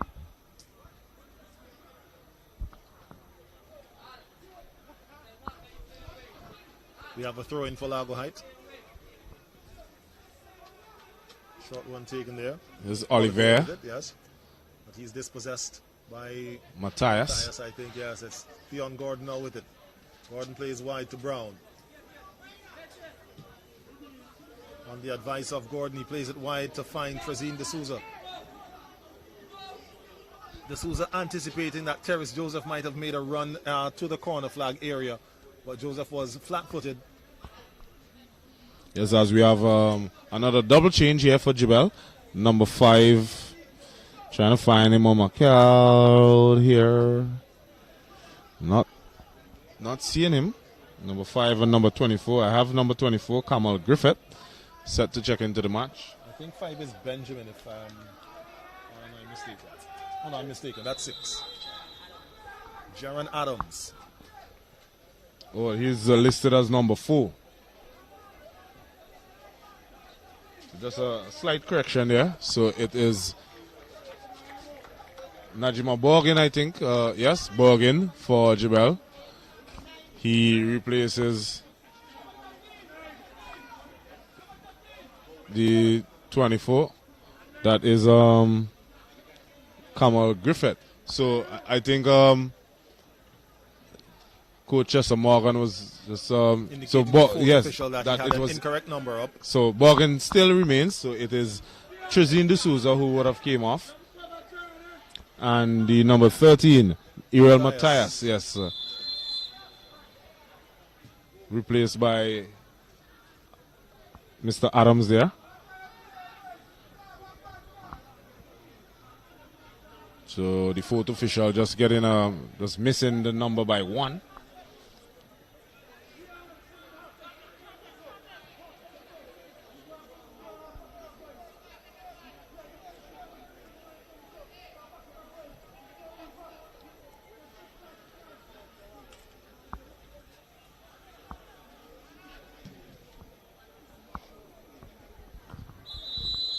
Offside on Borgin, as the free kick was an attempt to play it quickly there, but Borgin ensured that that did not happen, and he will be issued a yellow card there by the referee. Borgin know that's a yellow card offense all day. You cannot be so close. You have to be 10 yards away from any resulting free kick. That was a needless yellow card to be taken there by Borgin, because his team is leading 4 goals to 1 yes, with 74 minutes on the board. And unless something extreme happens, this Largo High team, I don't think that they can come back from this. And again, we saw that same instance in the game with Besco Pastures. I believe it was where the Pastures team was leading, by the margin that they had at the time. Can't remember what it was. One of the players received an unnecessary yellow card, for an action that he really did not need to, and then subsequently, just a few minutes after that, committed an infringement which earned him a second yellow and then a red, which resulted in him having to leave the field. That's what you call stupidity at its highest degree. I'm pretty sure that he had an earful from his coach after those instances. I'm sure. As we see on the far side, the teams for the second game making their way out to the warm-up area to get themselves ready for action. Avenues United and System 3 will be our second game here this evening at the Victoria Park. Yes, that game should be more of an even contest than this one. Yes, indeed. We see Giovanni Johnson seeming to trying to help out and take matters into his hands too a little bit. He's now fallen back into the defense area. He's gone back from the midfield. Looks as though he's playing a central area along with Bibi and Eric Lewis. Yes, so I think that damage limitation as a strong challenger by Julian on the youngster that just came into the match, Kamal Griffith. Julian gets himself a yellow card. Julian, who was playing so good before that rash challenge, I think he's just he wants this game to be over as soon as possible. Well, Well, he still has just about another 15 minutes to go, so he'll have to batten down the hatches and just try to keep on playing as best as he can. So Kamal Griffith, number 24, setting up to take this free kick.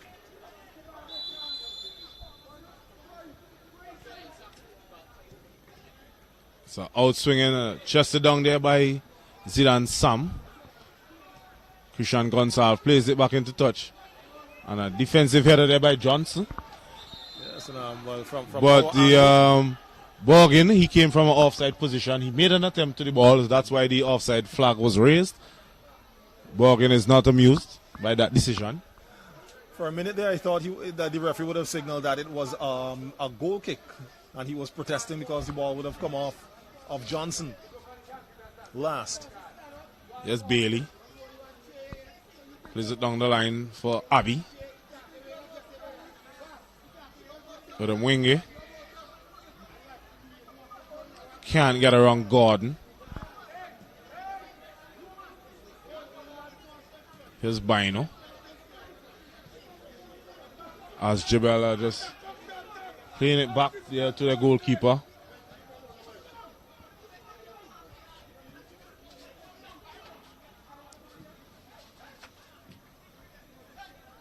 Good tackle there by Bibi.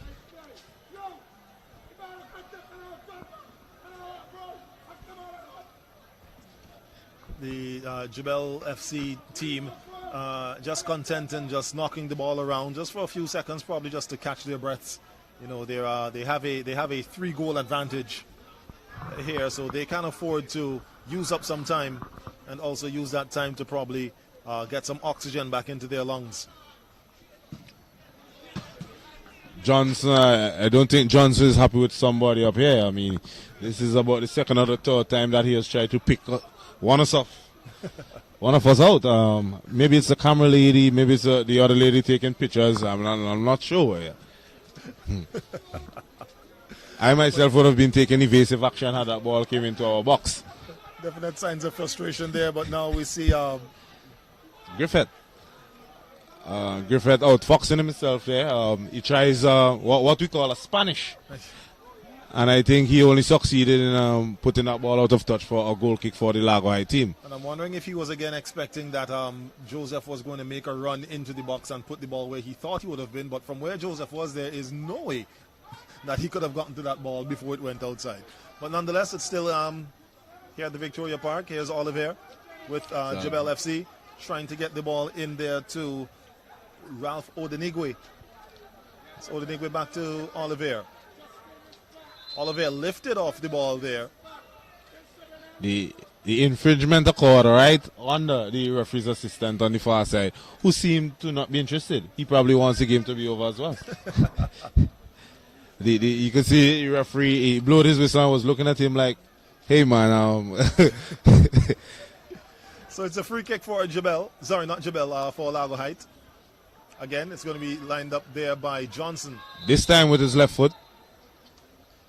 Takes it, you see, and the Souza punches this time. A better attempt at knocking that ball out of danger. Zidane Sam, could he register? Griffith. Dispossessed there by Julian. By Julian, yes. And Eric Lewis loses possession. Here's Griffith. Needs to play it across. Does so. Joseph leaves it for Zidane Sam. Joseph already registered a goal. He was trying to play in one of his teammates there, trying to get Zidane Sam on the score sheet. But if it was me, I was trying to board the back of the net. Yes, as that colloquial expression goes, hugs a bathe in the first water. you had that clear shot. Take it. Griffith once more.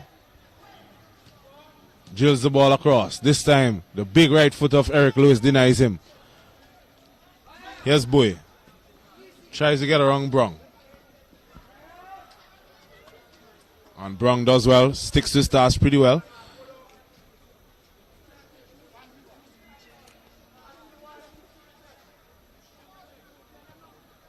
Griffith plays it to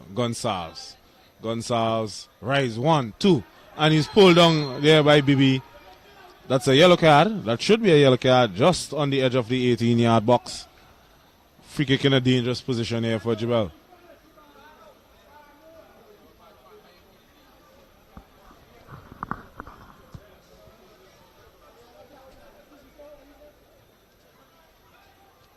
As we hear the voice of Coach Chester Morgan calling out Davano, saying that he is the one who he wants with the responsibility of taking this free kick. We see he's standing over the ball as well. It's Najima Bergen.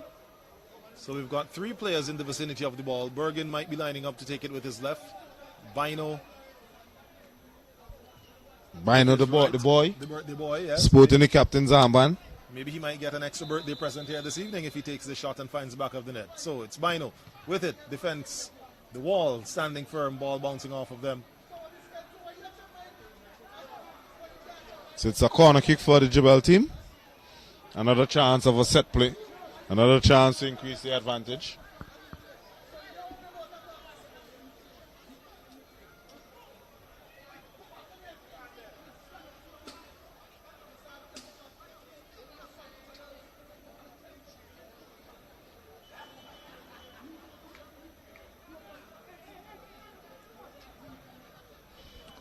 It's a strong corner kick. Falls to Zidane Sam. Sam cuts inside. Rides 1, 2, takes a shot. It's blocked. Blocked by Abby. Abby shot again as a clearance there, blocked by Sam. Ball goes out of touch. It's a goal kick for Largo Heights, Petro Caribe Largo Heights, to be taken by goalkeeper Samuel. Takes it short, plays it to Johnson. Johnson finds Odenigwe. As we see, a player for Largo Heights is on the turf in the 18-yard box. That looks like it might be Abby. Possibly cramps. As the referee brings the play to a halt. Just about 83 minutes gone. So about 7 minutes left in this game of regular time. As the physio for the Largo High team, he has stretched his legs quite a bit this evening. Yes, indeed. And as we say, 7 minutes left in regulation time. Not much stoppages, so I'm not anticipating much more than 1 or maybe 2 minutes of added time to be displayed by 4th official Primus, but we'll get to that point. It depends on how long of a treatment that will be administered here, and if there's any more stoppages in this game. As we have a close-up shot there of the referee speaking to the physio. Wish I could read lips. We have this break in play. We remind you that the Jingle Ball event is set for the Victoria Park, right here in the Victoria Park on Sunday, December 24th. 3 fantastic matches lined up for you. Hope International versus Lay UFC. We'll have Prisoners versus Police, and then we'll have the Celebrities coming up against the Politicians in a charity match. I had to laugh when I heard Prisoners versus Police. Especially given light of recent events. Yes. Oh, yes. But I'm actually wondering now, well, I guess that confirmation on that would be made later on, because we know that, as a result of the recent activity with regards to the escape and subsequent recapture, hopefully the prisoners wouldn't be made to pay the price and not be allowed to come out and take part in that event. But I guess as the date draws closer, we'll hear more about that. Definitely. There might be a more stringent or stricter security provisions being put in place. And I'm pretty sure we know 2 prisoners for sure who will not be who will not be taking part in that event. Yes, what is life without some laugh there? So here's Griffith. Tries to get around Julian. And that ball is out of touch. It's a goal kick.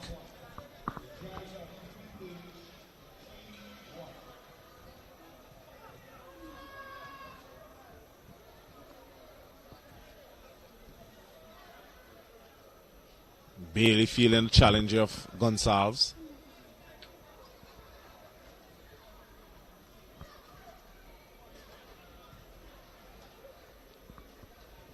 Largo Heights, they're trying to walk their way out of their own half. At the moment, the JEBELLE team is not really pressuring them that much, but still they are unable to find their way past the halfway line. And a big booting kick there from goalkeeper Samuel. The ball almost getting into the veranda area of what used to be the Calabash area. I remember that so well, yes. With the vicinity of the Victoria Park, the Leroy Nichols building just next to the Victoria Park. Almost getting that ball into the Calabash. When you do not want to pay admission fee into the park, you go to Club Calabash in the veranda. Yeah. Or as we say locally, in the porch. And that area has been utilized for many different occasions here in the Victoria Park, football games, cultural events, stage shows as well. I remember one show in particular where Beanie Man was one of the artists on stage. At one point in the night, there were actually more people in the veranda over there at Calabash than there were in the Victoria Park. But eventually the park did fill up, and it was a great show. Of course, Beanie Man and an epic performer. As we see, it's going to be a free kick here for the JEBELLE team. Some distance outside. It's Griffith, the second half substitute. Big booting kick, and it does not trouble the goalkeeper. As a matter of fact, the only people that need to make any adjustment to their movements are those sitting on the bleachers behind the goal.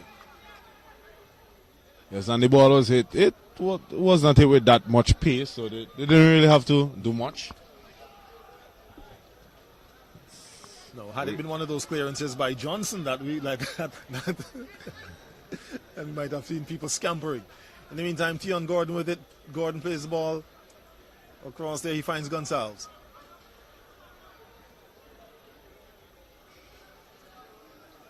Gonsalves did an attempt to find Najima Bergen, but the ball played out of touch there by Johnson of Largo Height. It's a throw-in. Bergen with it.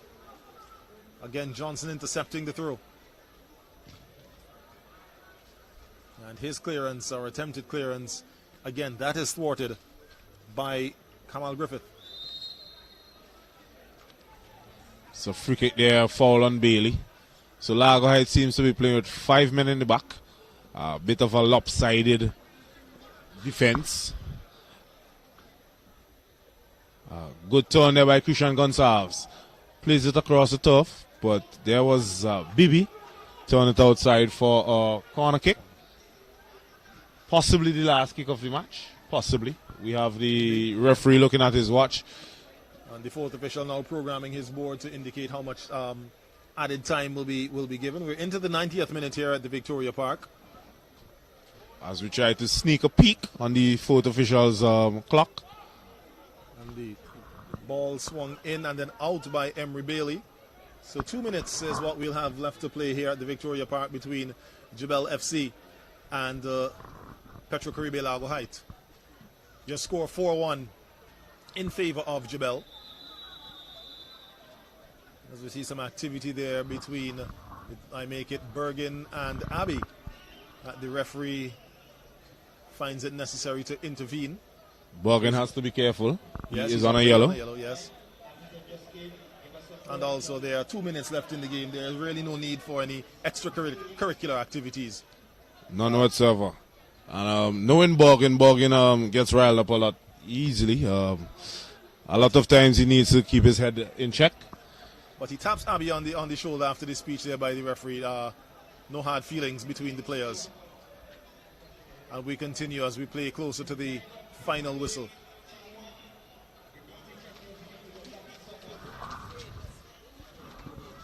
Here's Terrace Joseph for JEBELLE. Trying to release Griffith. Largo Height can attempt. They were trying to mount an attack.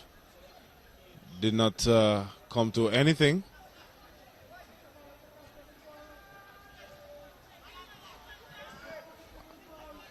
Referee looking at his watch once more.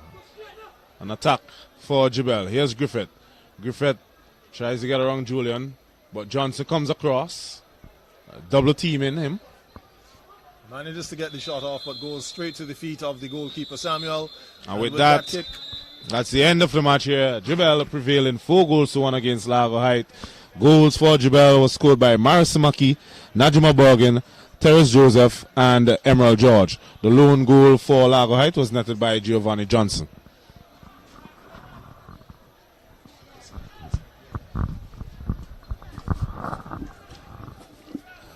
Yes, that's right. So the final score here this evening in game number 1 between Largo Heights, Petro Caribe Largo Heights and the JEBELLE FC, 4-1.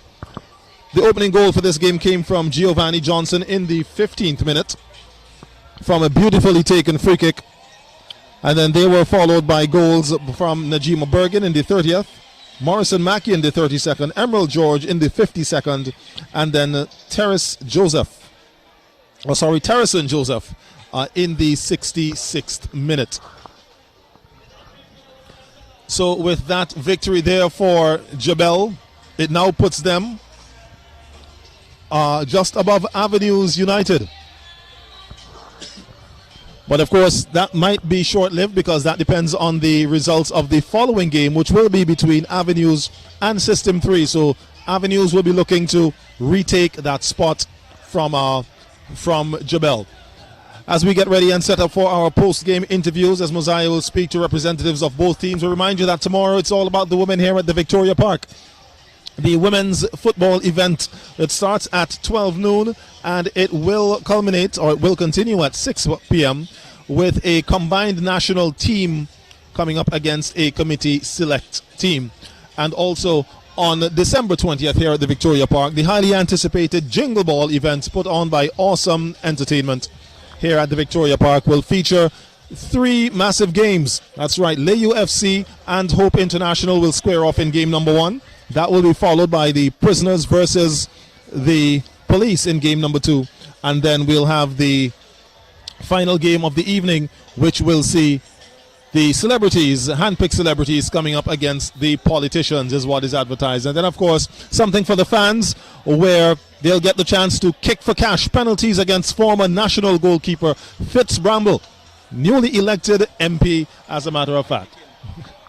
And you'll hear from Fitz's brother, who will be taking the commentary in this next game. In the meantime, we now take you downfield to Mosiah, who is with the captain of Largo Heights. Yes, so we're standing here with Camilo Samuel. Samuel, sad to say, a 3rd consecutive defeat for the Petro Caribe Largo Heights team. Just walk us through the game. Well, we had a much better start compared to the first 2 games. A lot of pluses today, despite the loss. A few laps in judgment, but I think we are coming around, we're getting it. We're getting on par. 15 more games to go. We are still hopeful. We're still fighting. I think at this point we're starting to see actually a competitive team. However, we just need to capitalize on those few lapses that we may have. Okay, so with your 3rd consecutive loss, how big of a difference is it between the first division? Well, it's a huge difference. I think at this stage, the level of playing is it's much faster, it's more complete, it's more competitive, definitely. And I think I'm seeing very brilliant touches in the Premiership. So we had to raise our game. I think that's a definite at this point. All right, thank you, Mr. Samuel. All right.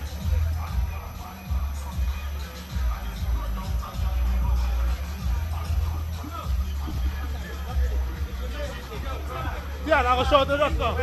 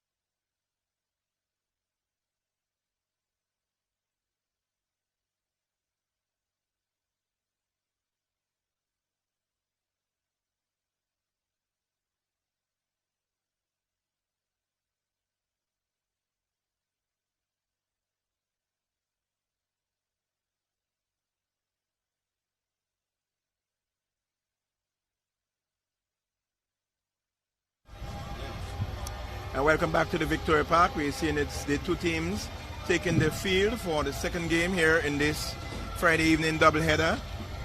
It's System 3 coming up against Avenues United. In the earlier game we had JEBELLE FC coming out 4-1 winners over LARGO Heights FC, Petro Caribe LARGO Heights FC, and in this encounter we'll be seeing System 3 coming off of a win in their last game.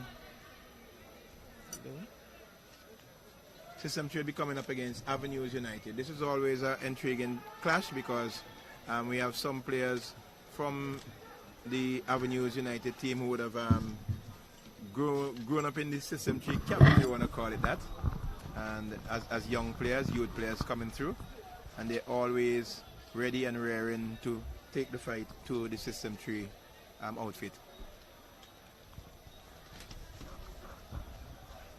Yeah, so System 3 will be decked in the camel green or dark green outfit tonight. Avenues in their usual red with yellow shorts. They will be defending the goal from our right, which is the... I'm trying to figure out which one of the standard is. From the bar end, basically. Pavilion end. Not much. Yeah, so from the bar end, that is where the Avenues team will be defending. The System 3, they will be defending the hospital end, basically.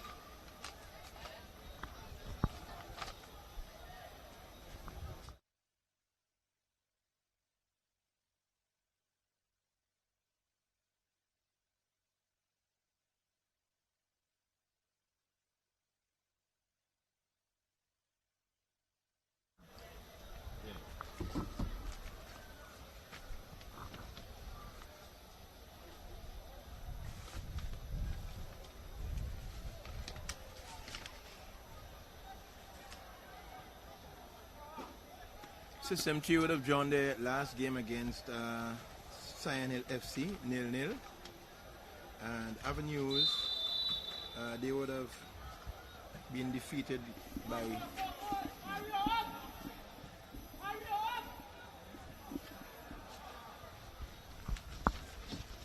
so as we try and pull up that stat, we have System 3 coming forward with their first meaningful attack. But easily dealt with there by Julian Shaw McDowell, aka Boxer. Plays it now to Johnny Peters. Peters doing a 360 turn.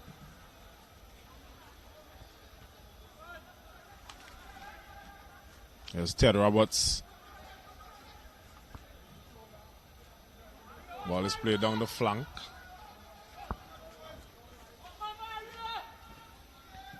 You have System 3 goalkeeper. Plays it out. Easily picked up there by Joel Jack, it looks like. There's Johnny. Johnny plays it to... There's Jack. Back to the number 18. Releases number 7. Takes an early shot. I think that was an attempt of a cross. But he's just going to get his anglers correct. A big boot downfield. And that's a foul. And it will be a free kick to the Avenues United team. As Johnny is slowly getting to his feet. Feeling the effects of that challenge.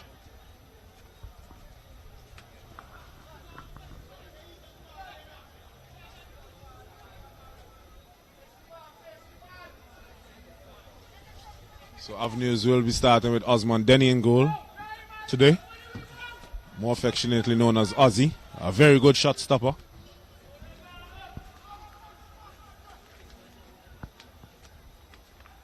It's some far distance out here for this free kick for the Avenues United team.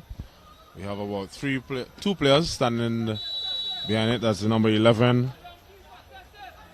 Ariel Hector, the captain, and Mr. Romario Denny takes a shot. The goalkeeper failed to get it, and we have the goalkeeper was signaling for a penalty, but the linesman, the referee's assistant flag went up early after that rebound.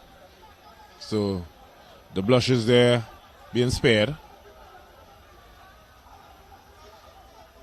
Goalkeeper just being asked by his defensive partner there, Mr. Johnny, to just calm things down. Had that not been an offside, flag was up.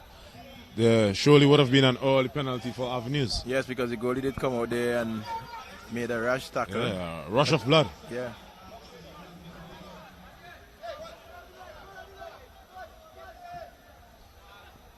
Offside once more on Avenues. That's Raheem Westfield. With his hair all out in the wild.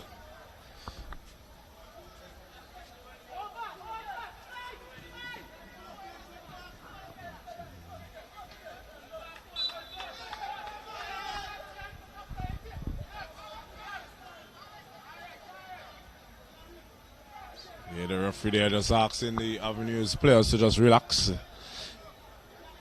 Trying to at least show them who's in authority.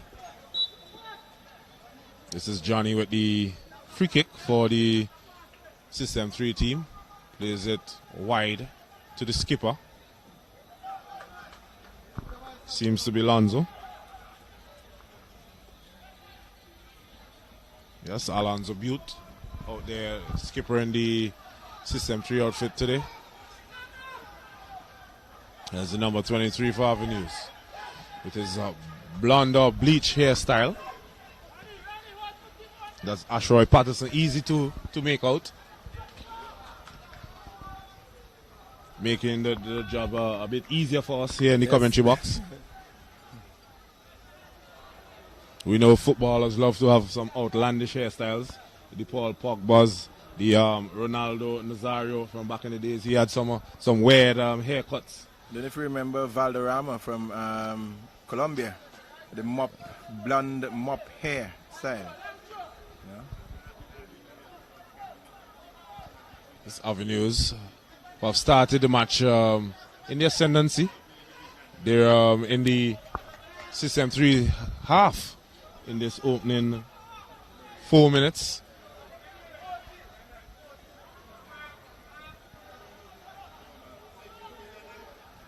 So long throw, ball falls with number 11, takes a shot and it hits the side netting. The goalkeeper was adjudged to have had a fingertip. Ball goes out for a corner kick. Raheem Westfield takes his time, walks to the corner flag. Himself sporting a very weird hairstyle. Probably didn't get to check out his hairstylist today. We know the Christmas rush is on. Here's France. It's France's turns. Gives it back to Westfield. Westfield, the first time cross, gets another bite at it from the corner kick. And I must say the Avenues team has started quite positive tonight here, Mose. In comparison to previous games we have seen. And as I said before, when it comes to a team like System 3, the battle is always on, the energies are always flowing, the adrenaline is always flowing.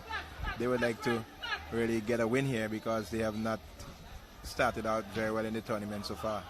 Yes, and we know from previous years gone by, Avenues have become a household name in terms of being championship winners. Yes, and they would have represented St. Vincent at the CONCACAF Club Championship in one of the previous editions. So they would know what it is to reach at that level, and I guess they would want to get back there again. Yes, despite that the team now has changed quite a lot. Yeah, significant changes. But there's still the long-serving players there like Jalen Shaw, McDowell, Francis.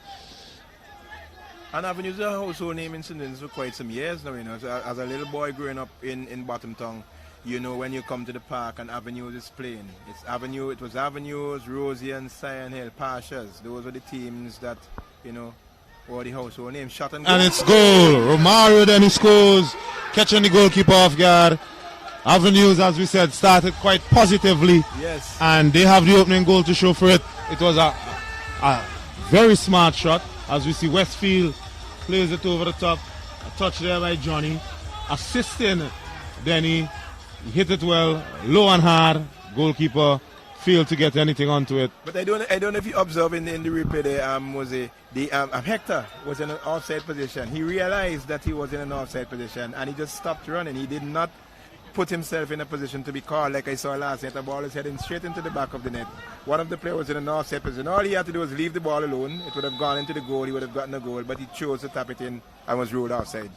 Yes, so with 7 minutes on the board, Avenues United 1, System 3 0. System 3 have really yet to stamp some form of authority on this game as they try to come forward with Ted Roberts. Well kept in touch there by the number 21. That's Jacobs. Roberts back on it. Neat footwork getting away from Francis. Lovely play. Here's Desmond Lavey. Dopwell. And Avenues can come away with it. This time it's Francis. Turns. Plays it now for the goal scorer Denny, who gives it to Hector.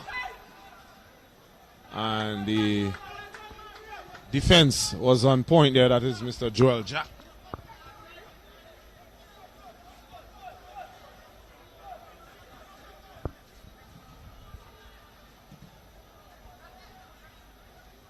Here's Denny. Denny can't get anything there from the referee as the coach Richard Hayes is asking for a call, not getting it. System 3 tries to come out with it, trying to inject some spark into tonight's proceedings. That's easy take there for Denny.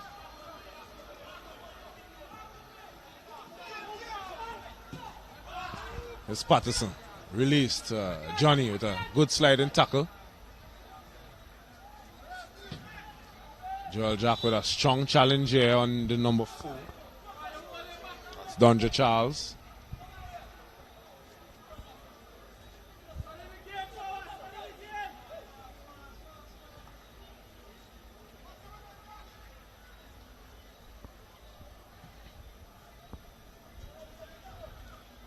So we see System 3 deciding not to go with Azino Solomon from the start or Kevin Francis. I'm not seeing him in tonight's lineup.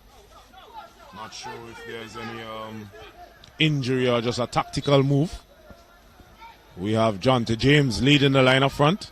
But you know, each team would have their own internal politics, and in listening to some of the comments that were being made by players, sometimes players feel that they're being hard done by the coaches, and all of that. But in many instances, the coach would select, along with his coaching staff, would select who they think are the best persons for a particular game. But sometimes players feel that they're being left out for whatever reasons. And you would hear the talk about that. But I think Azino was had a knock. I saw him in the last game. He had his leg strapped. So I don't know if that is one of the reasons why he's not. Well, scanning the team sheet up and down here, not seeing his name on it, so possibly he's out due to injury.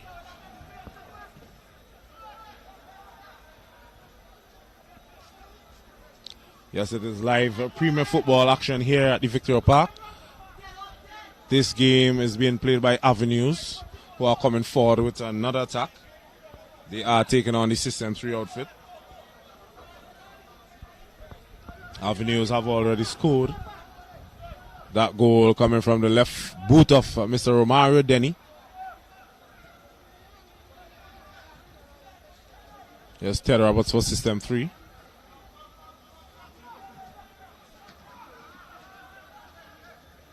Picked off there by Avenues.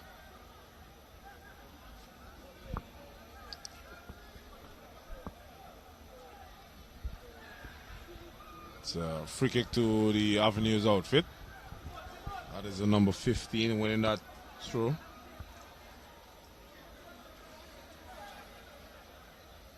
Mr. Josh Nash.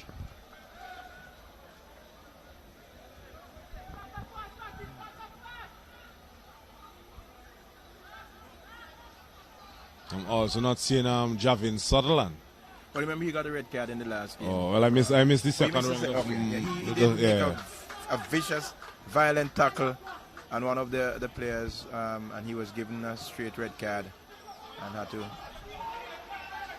leave. So I guess he had to miss a couple of games. I don't know how much they have, and haven't you done the chance again? Denny misses. That ball shaving the post.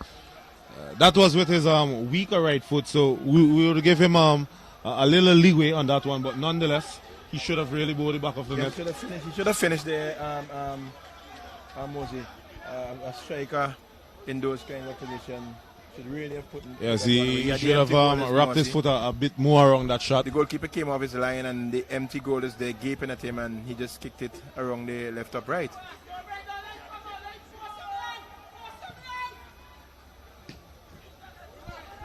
So here's Mr. Maki. There's Bon Lavier. Jack shrugs off one challenge. Plays in John Dopwell. Lavier is fouled there by McDowell. Always in the thick of things, McDowell. Always in the thick of things. Yes, but had Lavier continued to play, Jonty James was in acres of land there because McDowell came out from his centre-back position and left a lot of space behind. And that is one thing that I admire Lionel Messi for. He tends to ride a lot of challenges, and unless the referee blows his whistle, he doesn't stop. Even sometimes he's been kicked. And there are many instances when he would have scored by not stopping. Yes, I keep saying that a lot of our local players they watch football for all the wrong reasons. As we see a strong challenge here on Lavier by the number 4 for Avenues, that is Mr. Maki. Referee is reaching for his card. So it's a yellow card there for Maki.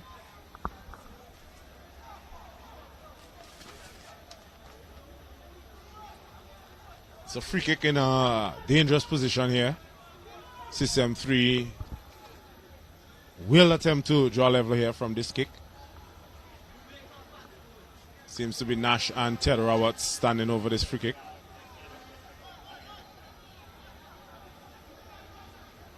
It's Johnny and Ted Roberts. I think seniority is pulling rank here as Ted Roberts is walking away. Johnny told him in uncertain terms, "This is mine. I'm taking responsibility for this one." Ted Roberts the Jr. just stepped aside. Johnny takes it and it's goal. Beautiful. Oh, beautiful goal. A well taken free kick. And you can see, I'm sure. Yes, and Johnny is running there to the crowd, letting them know who's the man, who was the one who scored. As I said, he pulled seniority and correctly done.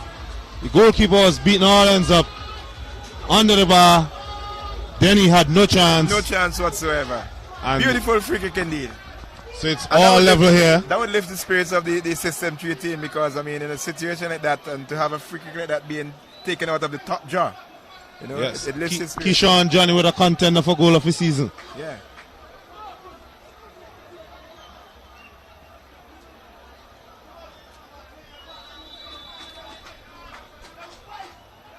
So it's 1-1 here at the Victoria Park. Premier Division football coming to you live. Avenues scoring first, courtesy Romario Dennis strike. System 3 pulling level with a sublime free kick there from Keyshawn Johnny into the top corner on 15 minutes. And it's a foul there. A free kick for System 3. Johnny almost gifting it there to the Avenues attacker. Here's Maki. Tries to release Patterson. Goal scorer Johnny comes across. Does well to keep it into touch. But then his pass was poor.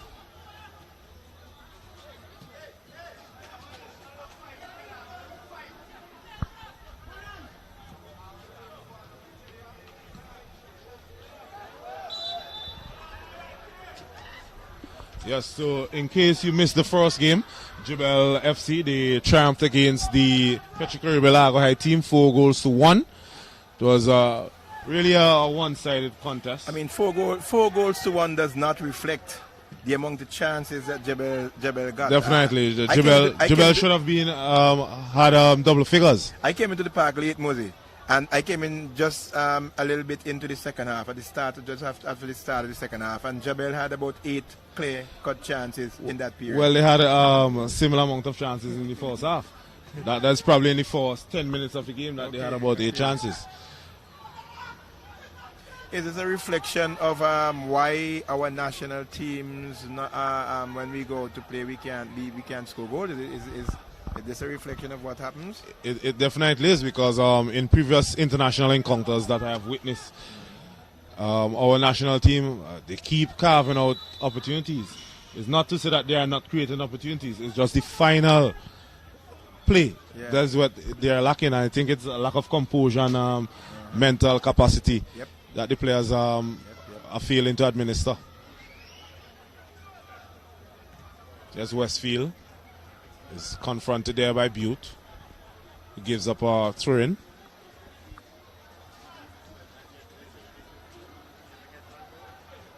It's a nice crowd here at the Victoria Park to witness live football action.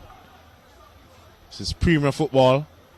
Avenue's multiple winners in this competition. Here's Patterson. Patterson gives it to Francis.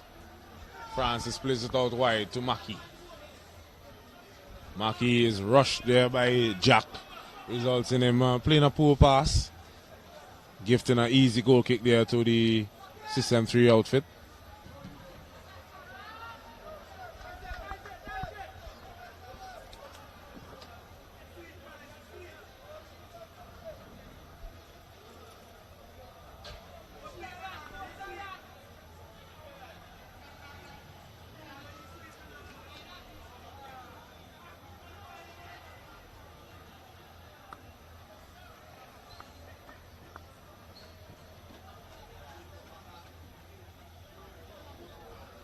So System 3 are taking their time in getting the play restarted.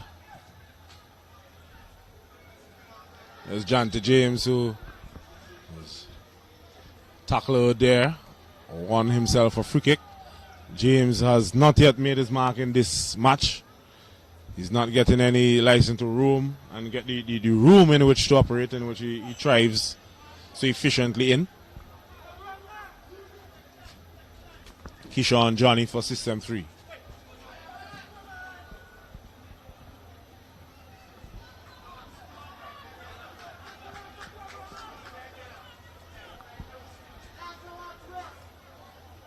It's now throwing for Avenues. McDowell could only find Dopwell. Dopwell with a poor attempt of a pass, but Dopwell was fouled. Denny is kicking the grass in frustration at that call. The referees just tell him to be calm, knowing the player that Denny is. Yeah, very enigmatic person, personality. He yes, easy to get under his skin also. Yes, yeah, very much so, very much so, very much so. And if I were a defender and I was defending against him, I would have had his number, because you can get in his head quite easily. Here's Jack. Jack crosses. McDowell with a big left foot clears the danger. Finds Johnny. Johnny plays it inside. Picked up by number 23. Whips in across. Falls to Jonty James. Takes 2 touches. A cracker. And it's well blocked there. That ball looked destined for the far corner. But the valiant effort there of the defender ensuring that ball went out for a corner kick. And the Avenues team really are on the ball. They even though they would have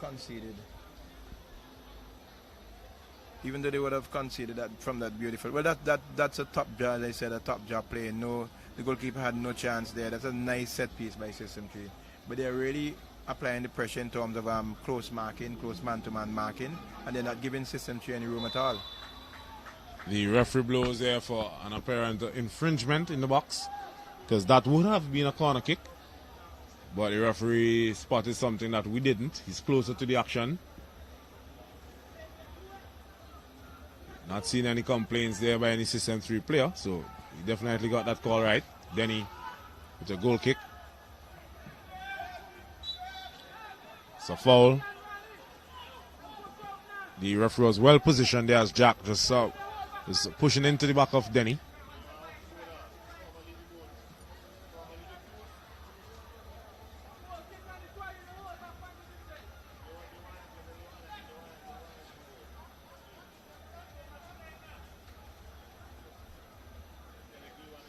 It's Matt Dowell with this free kick for Avenues.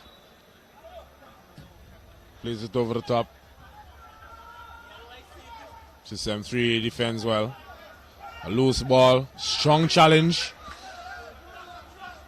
Some players are asking for the referee's intervention. The number 15 for Avenues, he was the recipient of that challenge. That's Mr. Josh Nash. He had no complaints.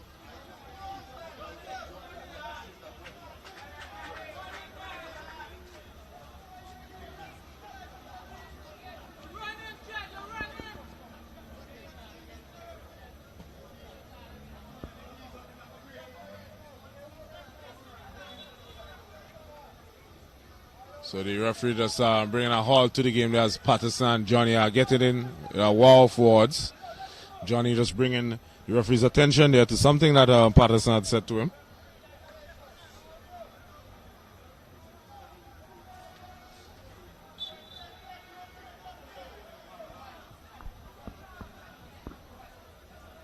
Play resumes now. Here's Butte wearing the captain's armband for System 3. Tries to play a pass inside, gives it up easily. Westfield releases Denny. Denny with a first-time right-footed cross. Knocked away there by the defense for System 3.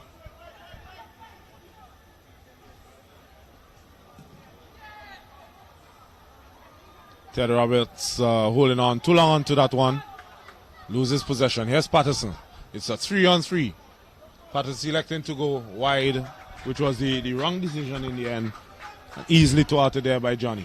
Should have cut inside the penalty into the penalty area. Defenders are never comfortable when they have players running at them in their own penalty area.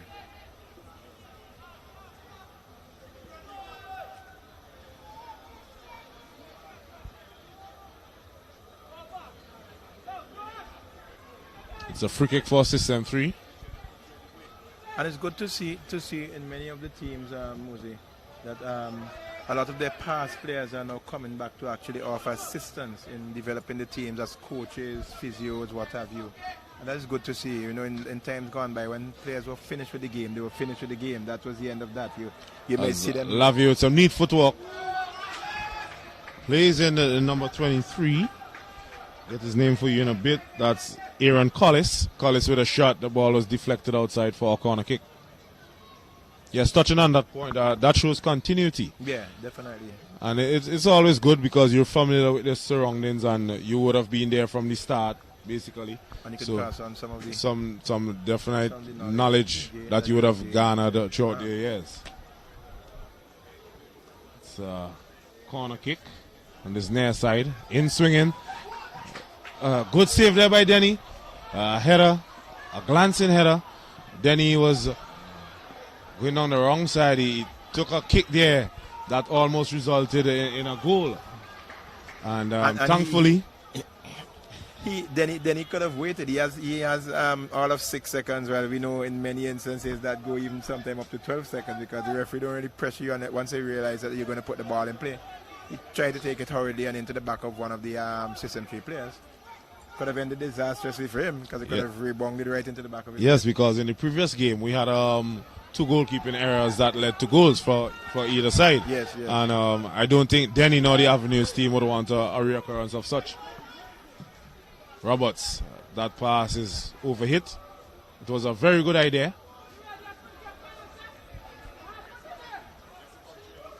You see Roberts seems to just be standing just in front of the defense there. Sort of playing the defensive midfield role. But also with the ability to pick a pass and come forward with the ball at his feet.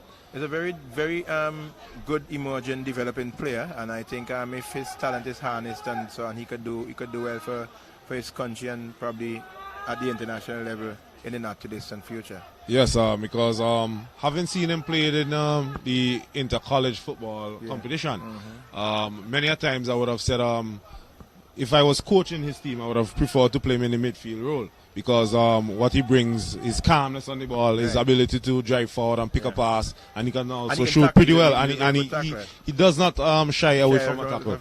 And that's what you want from someone in the engine room. Yeah, and he's fit. He's very fit, young and fit, and able to go.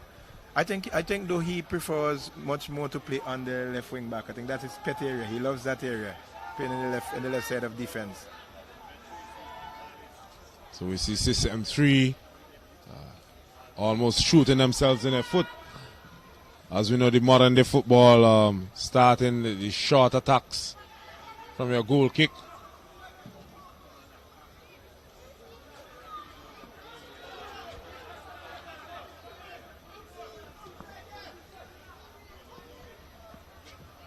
Here's Peters. Peters tries to find Westfield. Butte not easing up in the tackle.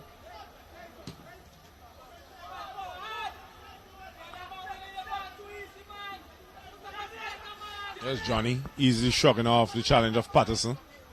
Lavier with a good turn. So we have really yet to see Jante James getting into the match. Here's Lavier. An early cross is needed. Takes it. Goalkeeper with a good punch, ensuring that ball did not come across the 6-yard area. Had it done so, there were 3 or 4 System 3 players lurking in the back there. So the ball is spread down the field. Lavier, good turn of pace. Tries to play it in. Denny, ensuring that his presence was felt.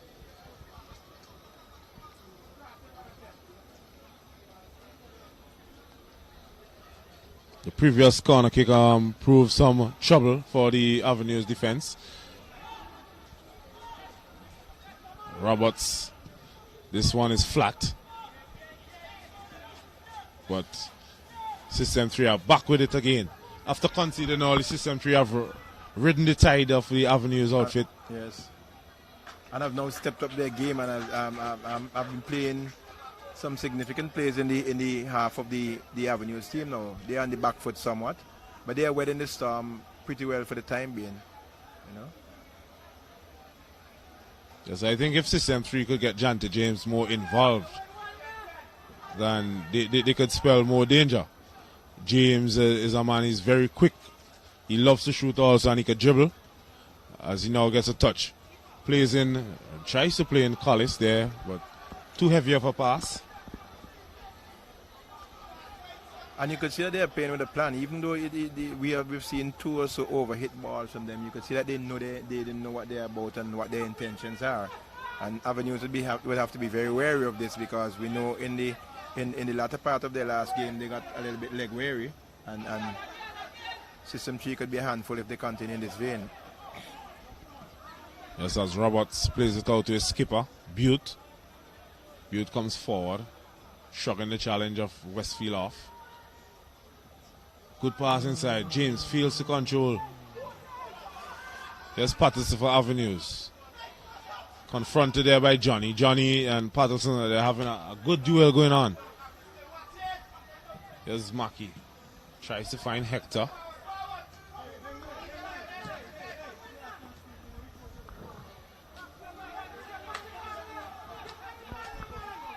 There's Peters. Peters lobs it over the top.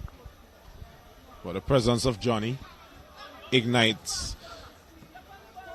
And he comes forward with it. Plays it to Collis. Here's Dopwell. Dopwell still with it. Plays in. Oh, that needed a better finish from Collis there.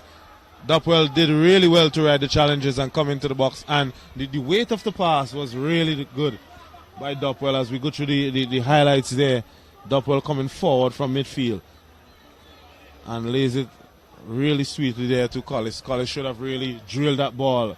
I think he had McDowell in contention there also, so that added a little bit more pressure to the shot that he took. He didn't get his foot around it enough, and hence it went wide of the upright.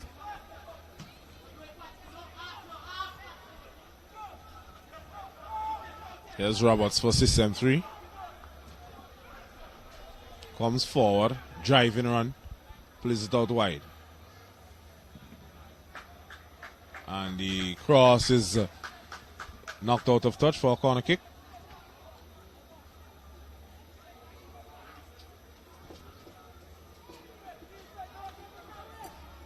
This time the corner kick will be taken from the far side. See the skipper coming forward from his left back position to take this one. With 32 minutes on the board, it's all square here at the Victoria Park. Avenues United 1, System 3 1.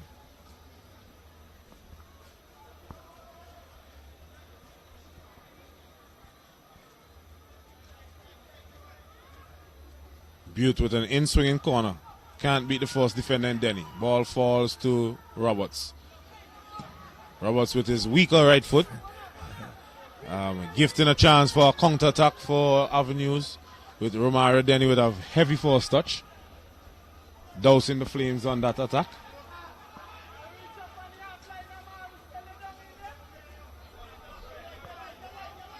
Beautiful System 3. System 3 are winning back the ball pretty quickly and transitioning at a rapid pace. But the final ball is lacking at the moment. A little bit overhit on a number of occasions. I thought by now they would have gotten the measure of the pitch and would have been able to thread that needle for their players to get onto. Offside there on Westfield.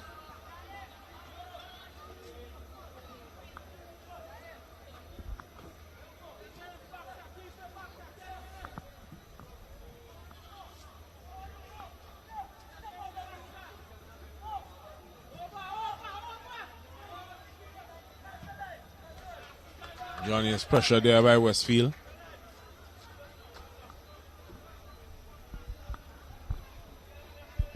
This is the second of a doubleheader which was played at the Victoria Park. The first game ended 4-1 in favor of JEBELLE against the Petro-Caribbean LARGO High team. With 4-1 not being a true reflection of really what should have transpired in the game. 4-1 was the final score, but it was really, in my estimation, a one-sided affair from what I saw from the second half of the game in terms of in favor of JEBELLE. They really should have come away with a better scoreline than that, given the fact that the Petro-Caribbean LARGO team were beaten 8-1 in their last game against Besco Pashas.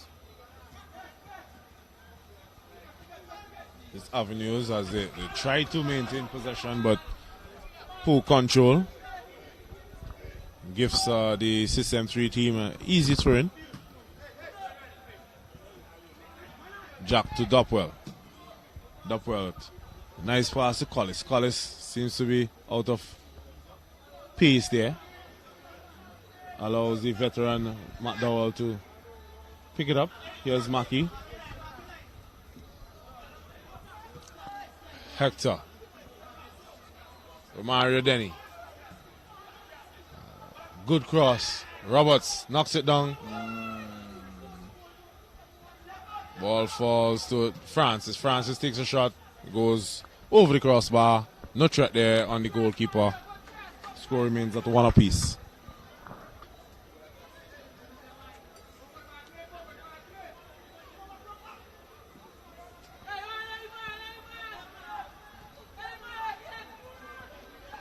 So players restarted. Johnny plays it down the field. Jante James. Pocket is picked. That's Collis to Dopwell. Dopwell some neat footwork. No. That's Collis. Poor attempt of a clearance there by Avenues. Luckily that ball did not fall to the feet of an attacker.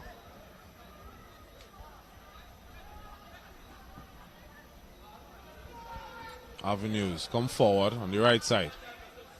Chance for a cross. Takes it. Easily dealt with there by Donja Charles. Avenues have another bite at it. Ball is scooped over the top for Patterson. Patterson can't keep it into touch. And it will be a goal kick to resume proceedings.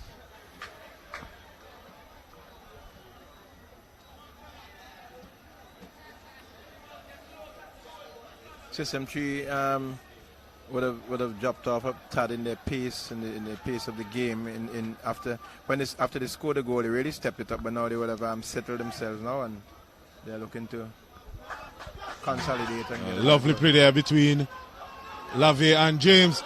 Oh, what a save there by Denny. That would have been a spectacular goal. Good save by Denny there. Diving to his left and getting a hand onto it. And just at the moment when you were speaking about the System 3 dropping their pace, the turn on the afterburners there with Jante James and Lavie creating havoc coming forward. And excellent goalkeeping there by Denny. Yep. And then he's a veteran in his own right. He's no greenhorn. He has been around some time now, and he's quite a good goalkeeper. You know. A good cross there by Roberts. But now here's Avenues as they could come forward. Sweet ball there by Denny. Westfield with a touch. Takes a shot. It had a lot of power on it, but not the desired effect that was necessary to create a goal. I think he realized that he was sort of caught out in that he had two defenders around him, and the other players were trailing a little bit behind, so he decided to go for goal. Got a little bit on it, and it went over the crossbar into touch for a goal kick. Johnny almost gifting a pass there to Hector. Dopwell tries to find James. McDowell is sticking to James like a leech.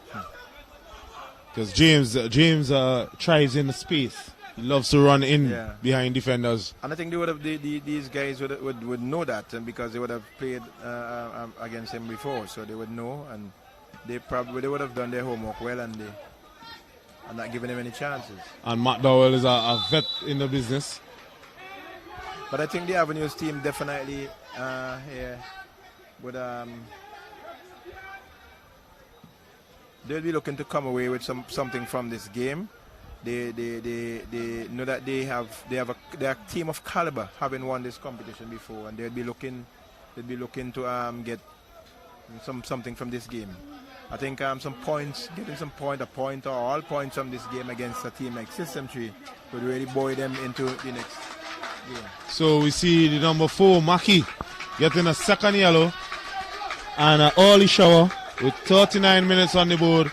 I think. But I am not questioning the ability of the referee or what have you. But I think he was pressured into giving that card by the coach of the System 3 team. Yes, because we heard they were asking no card there, referee. The referee, he needs to stamp his authority. Yes, it was a foul, but to me, and in a referee's book, it's not a yellow card offense.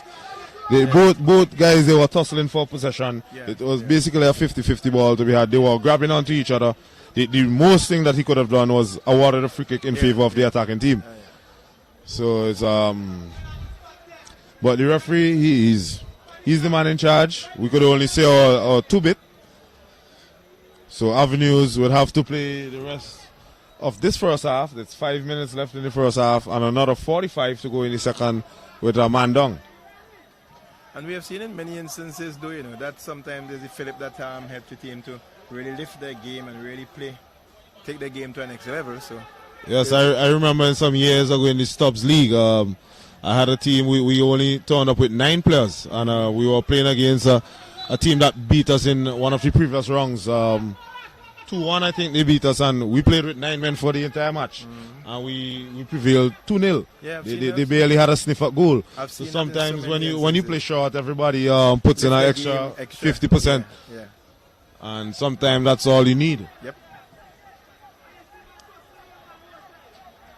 So Coach Richard Hayde is not happy with that decision. I myself would not have been. No, at all.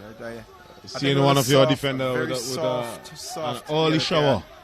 Under the pressure of the System 3 bench. And usually when these things happen, the referees try to make up for that call after realizing they would have made a call of that nature. They try to make up for it. So don't be surprised. Don't be surprised at all.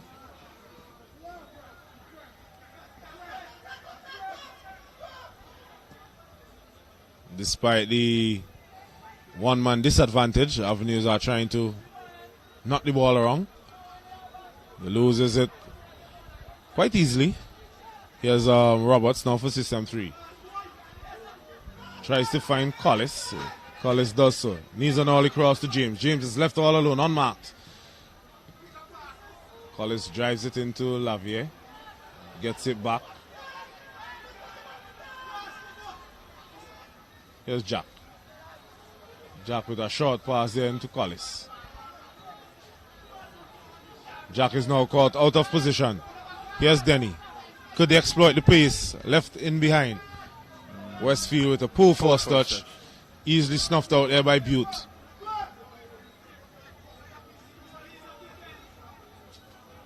Offside. The referee's assistant flag goes up immediately as that youngster touched that ball.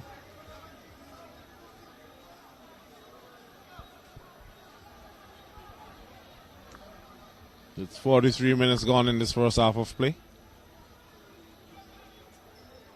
And another good crowd tonight here at the Victoria Park Mosaic, given that we have been starved for football for some time now. I think the crowds are coming back, and Friday night is usually a time when people are looking for some place to go. Football is a place to be, so it's nice to see the crowd. So why not venture out to the Victoria Park? Yep. So if you're home, not doing anything, you come down to the Victoria Park. I think that I heard that there was a lot of specials at the bar. Yep. It was 3 for 10, thereabouts. So you and your partner, call a friend, call somebody, bring a smallie, come down to the park and enjoy live football action here. It's Premier Division football, Avenues United against System 3. It's all square at 1 apiece. Goals scored by Kishan Johnny, a sublime free kick it was for the System 3 outfit. And Romario Denny netting for the Avenues United team with 1 minute of extra time to be played here in the first half. Not much stoppages, so didn't expect much time to be added. System 3 comes forward. Here's Jack. Joel Jack. Loops it across. This. Oh! Why? Why on earth would he do such a thing? Collis. He made a neat flick to Joel Jack. Joel Jack with a looping cross. He had all the time in the world. He opted with the worst possible choice out of them. He could have headed that ball in. He could have caught it on the chest and volleyed it in. He could have, there's so many other things he could have done other than what he did. Tried to do a fancy volley into the back of the net. So score remains at 1 apiece. Would System 3 live to regret that glorious miss? We'd have to wait and see. With just about 1 minute left in this first half and another 45 to come in the second.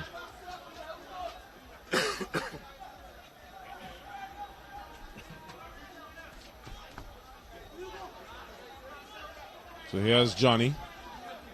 Jonty James is asking the ball to be played over the top. Johnny Eck knows him. Here's Dopwell.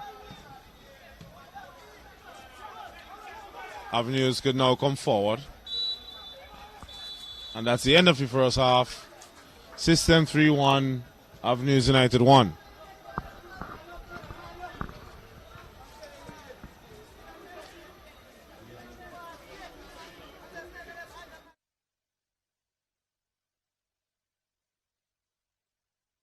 All square and all to play for in the second half of this encounter. The Avenues team would definitely have to dig deep. They're down to 10 men. System 3, we know, will be piling on the pressure. They have quite a number of exciting players on their bench. We know they'll be making some substitutions. Avenues will have to restructure and come out all guns blazing in the second half to try and hold the System 3 team at bay. Yeah, so we will be back with live action here at the Victoria Park in this Premier Division football between Avenues and System 3.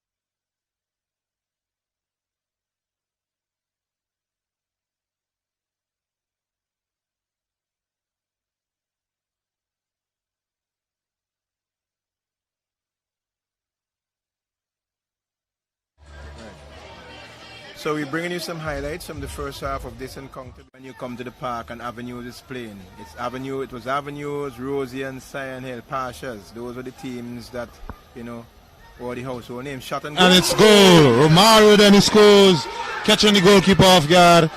Avenues, as we said, started quite positive. And he was given a straight red card and had to leave. So I guess he had to miss a couple of games. I don't know how much they have. And Avenues with another chance again. Denny misses. That ball shaving the post. That was with his weaker right foot. So I'm taking responsibility for this one. Teddy Roberts Jr. just stepped aside. Johnny takes it and it's goal. Beautiful. Oh, beautiful goal. A well taken free kick. And you can see, I'm sure. Yes, and Johnny plays it inside. Picked up by number 23. Whips in across. Falls to Jonte James. Takes 2 touches. A cracker. And it's well blocked there. That ball looked destined for the far corner. But the valiant effort there of the defender ensuring that ball went out for. What have you. And that's good to see. You know, in times gone by when players were finished with the game, they were finished with the game. That was the end of that. You may see them. Love you. It's some neat footwork. Plays in the number 23. Get his name for you in a bit. That's Aaron Collis. Collis with a shot. So we have really yet to see Jonte James getting into the match. Here's Lavier. An early cross is needed. Takes it. Goalkeeper with a good punch. Ensuring that ball did not come across the 6-yard area. Is it to Collis? Here's Dopwell. Dopwell still with it. Plays in. Oh, that needed a better finish from Collis there. Dopwell did really well to ride the challenges and come into the ball. Mario Denny. Good cross. Roberts knocks it down. Ball falls to Francis. Francis takes a shot. Goes over the crossbar. No threat there on the goalkeeper. Score remains at 1 apiece. After they scored the goal, they really stepped it up, but now they would have settled themselves now, and they're looking to consolidate. And lovely play there between Lavier and James. Oh, what a save there by Denny. That would have been a spectacular goal. Good save by Denny there. But now here's Avenues as they could come forward. Sweet ball there by Denny. Westfield with a touch. Takes a shot. It had a lot of power on it, but not the desired effect that was necessary to create a goal. I think he extra time to be played here in the first half. Not much stoppages, so didn't expect much time to be added. System 3 comes forward. Here's Jack. Joel Jack. Loops it across. This. Oh! Why? Why on earth would he do such a thing? Collis. He made a neat flick to Joel Jack. So we are back here at the Victoria Park and we're about to see the commencement of the second half of this encounter. We had a substitution for, looks like Avenues, number 5.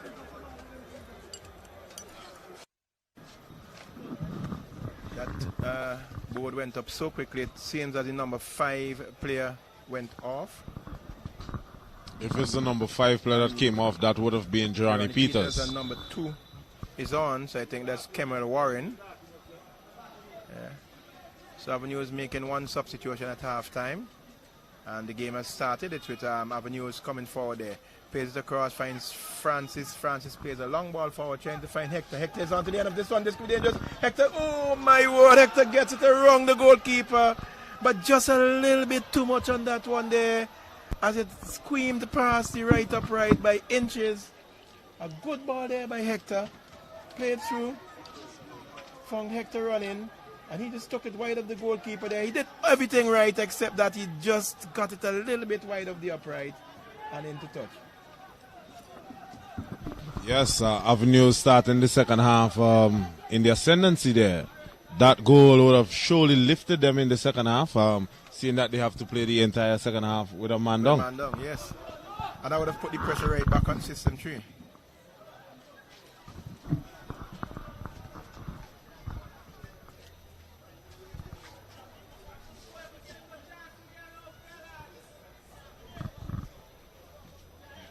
And the Avenues team would have to take every chance that they get here because they're already playing a man down, and System 3 would not be letting up on this end here. They would be really putting the pressure on, realizing that they have the man advantage. So every opportunity Avenues get, especially clear cut as they had in the last chance there, they would have to make it count. Yes, and goals win games. If you don't score, you can't win. Well, I said that one time to somebody and they said, well, what if the other team score on themselves? Well, it's still goals, eh? So here's Doppel. Tries to take a shot and he's upended. Number 25 is not happy. That's Ledgerwood, Garrett Ledgerwood, creating that foul.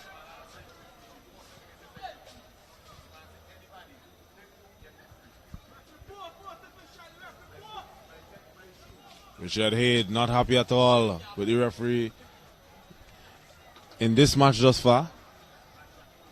He had a player being ejected with 5 minutes left in the first half. That was Mr. Mackey, Timon Mackey. So Johnny will be looking to make this one count again from a set play. Himself and Ted Roberts are lined up behind this one. Same two in the last one. This time it's Roberts, chips it. I think something from the training ground there that they tried, it did not come off.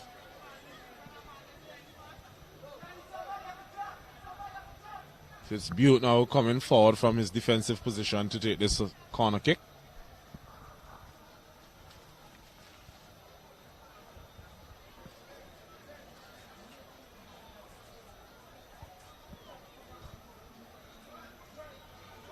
It's Alonzo Butte. In-swinging corner kick. Takes it deep.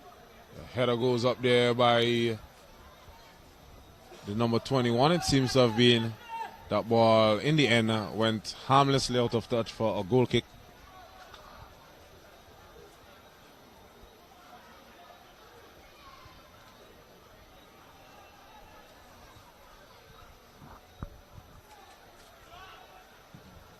McDowell, the goal kick for Avenues. Here's Denny. Ledgerwood. Can't return it to Denny. Chance now for System 3 to break with the speed of James. Strong challenge. I love those sort of tackles there. That's the number 15 man there for the Avenues outfit. Mr. Josh Nash. Ensuring that Jante James felt the weight of him in that tackle.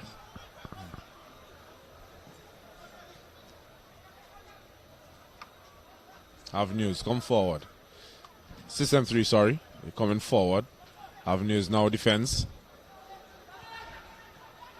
Hector plays it out wide.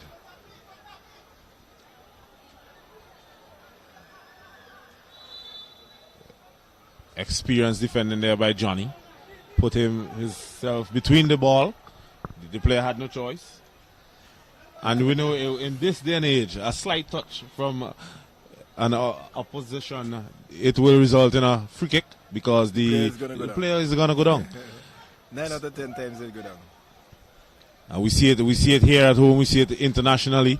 Yep. Players get a slight touch and they hit the turf as if they were hit with bricks. Westfield can't get the ball under control. So here's Jante James. Plays it down. Here's Collis. Collis, a chance for shot. Oh. And how can he miss from there? How? Time and time again, we wonder how. Jaden Jacobs, he had the goal at his mercy there. Jante James did all of the hard work. He skipped away from a challenge. Easily played in the ball for Collis. Collis laid it across there for Jacobs.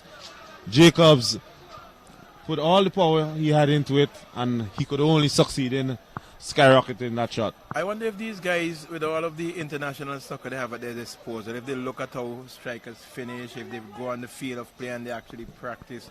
I see a lot of teams, quote-unquote, practicing, but the practice is only a scrimmage.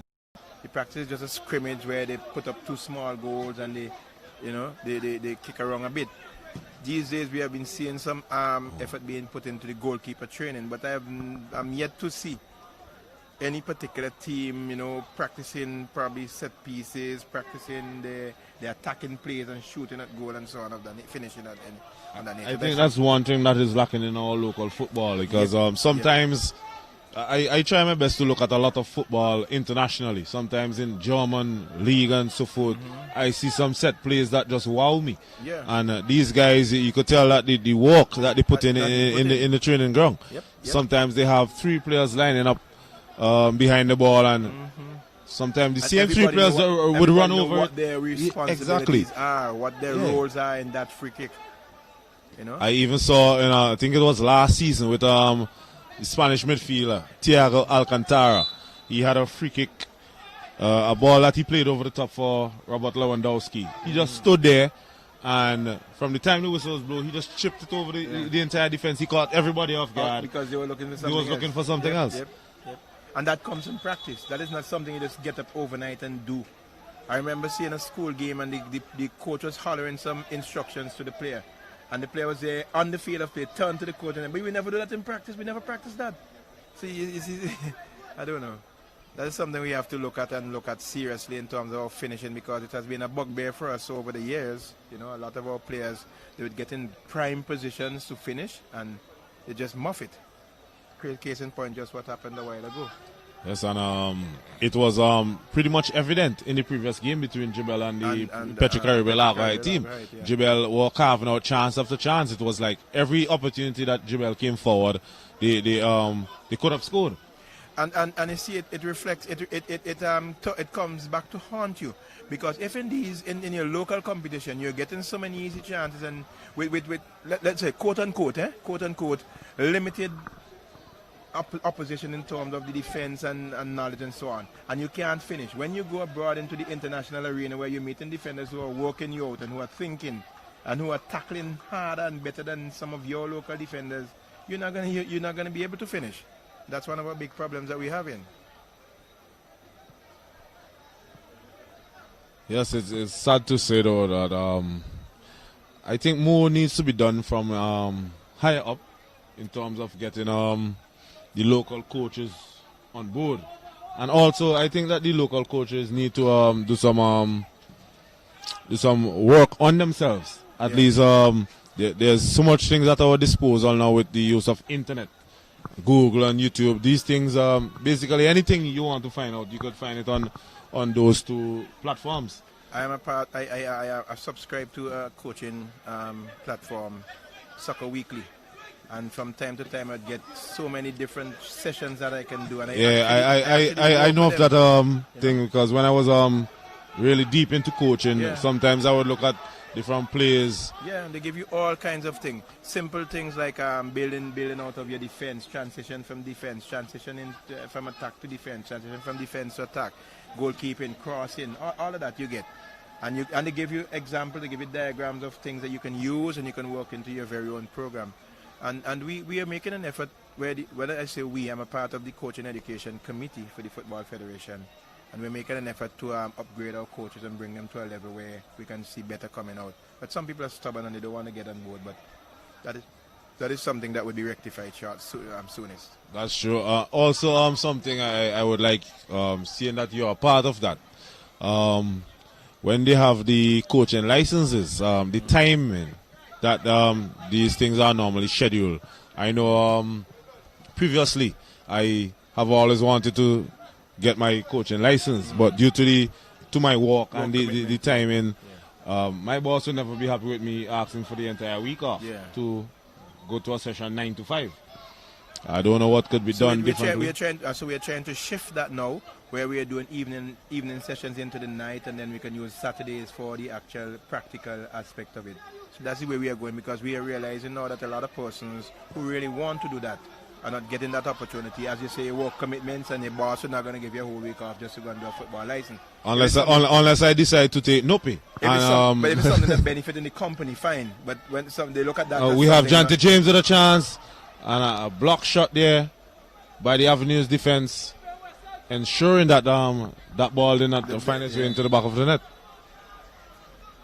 So Mose, probably the next time we should be having one sometime in December. We are looking at it. Where sometime we should have been having one sometime in December is this month is almost in its the midway. Yeah, and we stage. realize now that with COVID and a lot of things, we might have to reschedule. But I would keep you in mind and let you know for sure when we having that one, so that you can be a part of that also. Yes, because I think I missed 2 of those courses. Every time they came along, I had to walk. Yeah. And I used to be cursing those in charge in my mind. Like, why am I not getting this opportunity? Yeah. But everything happens in its own time.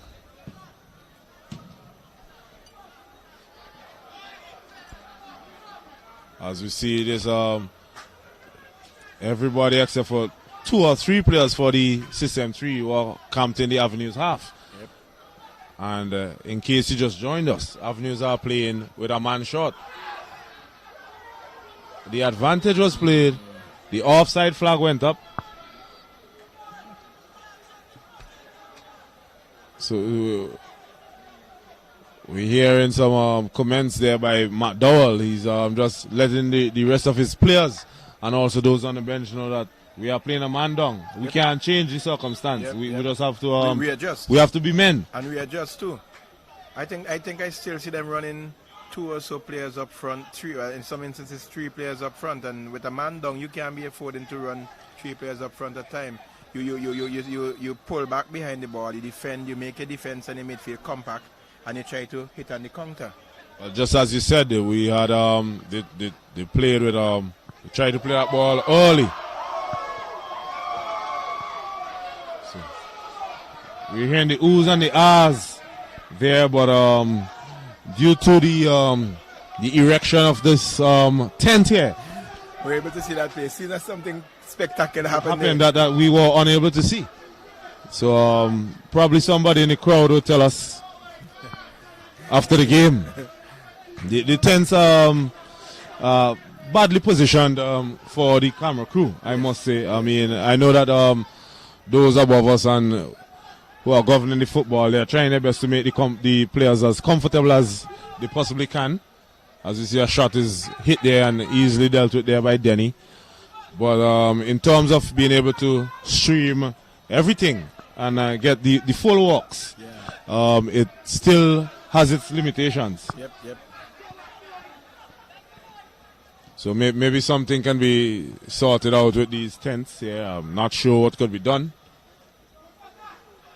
I see Denny comes out and gets a big glove to that one. Avenues survive. At the moment, Avenues are doing pretty well in thwarting this System 3 attack. Yep.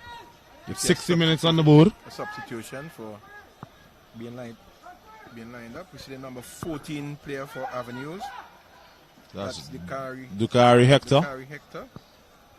Yes. And let's see who will be making his way out. The number 10 player. They are taking out Romario Denny. So I think that's a defensive change. Yep. I don't think Denny is happy with that particular substitution. Denny was the man who scored the lone goal thus far for Avenues. He is one of the most proficient goal scorers in this Avenues team. For me, that would not have been a change that I would have made, at least this early with a whole half an hour left to go in this match. I turned it over in my mind and I was saying, if they're trying to go on there to soak up and get a point by defending, it's a lot of time for them to defend with 10 men. So, good pass there by Westfield. Ledgerwood was bearing down on it.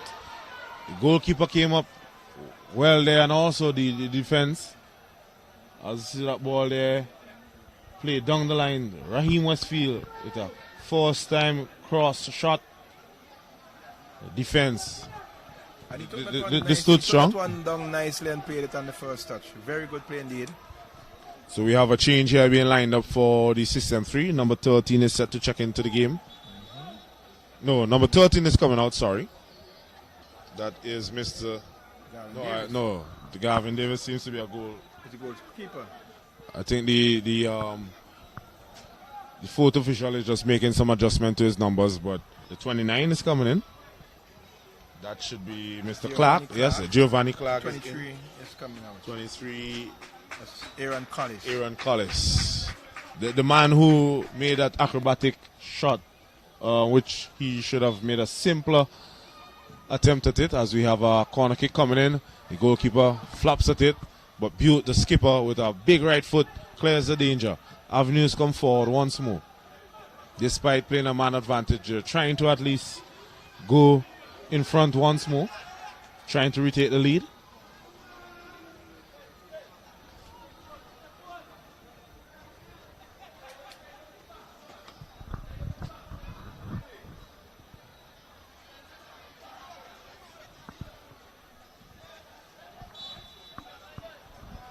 Foul throw.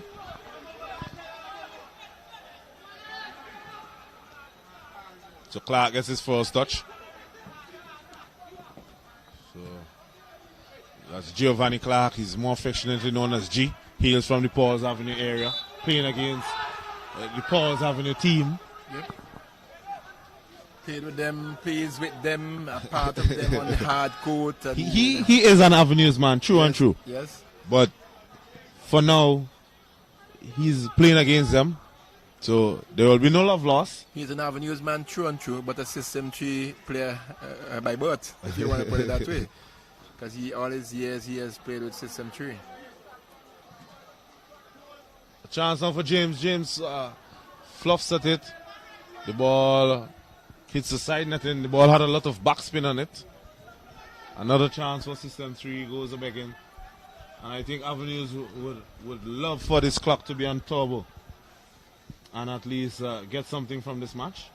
Because at the moment it's all level. One of the easiest ways for them to get something here is to put one of their chances into the back of the net, and then the cat will be let among the pigeons, and then we'll see what System. So here's Hector, comes forward. This could be it. Oh no, Hector with another opportunity. This time he couldn't pull the trigger. That's what you call when the hammer is jammed. It's a free kick there for System 3 for Avenues United.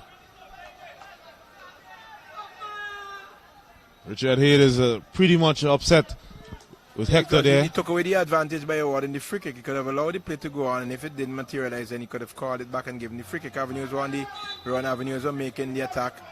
And he blew the whistle and took away the opportunity there. So the coach is not at all happy about that. He's not amused. So Hector with two glorious opportunities to put the Avenues United team ahead. They are carving out opportunities despite playing a man short. Yep. Yeah. And good opportunities too.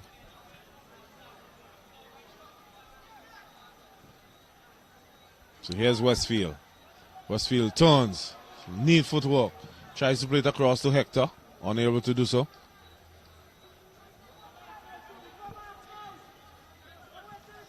Here's Roberts. Takes it on his chest. Comes inside. The crowd is loving these displays of skills. So here's Clark. Clark with a splice outside of a foot pass to Lavier. Lavier comes inside. Plays a heavy cross to Jacobs. And it will be a throw to the System 3 outfit. 65 minutes gone.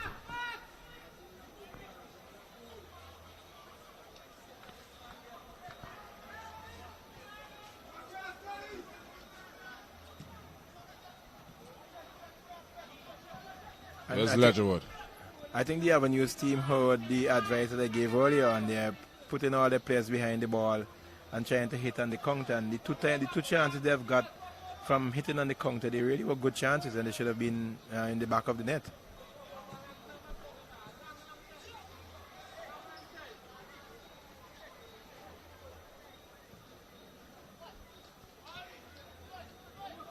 So here's Dopwell for System 3.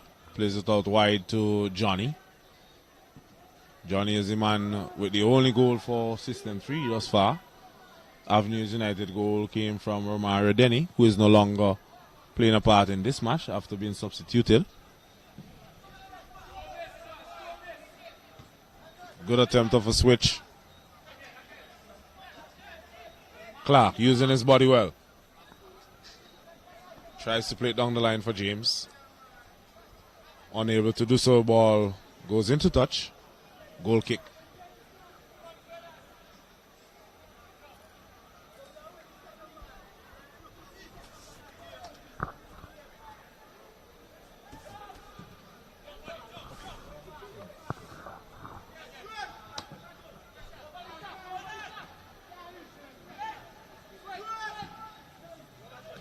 Here's Roberts for system 3. Comes forward.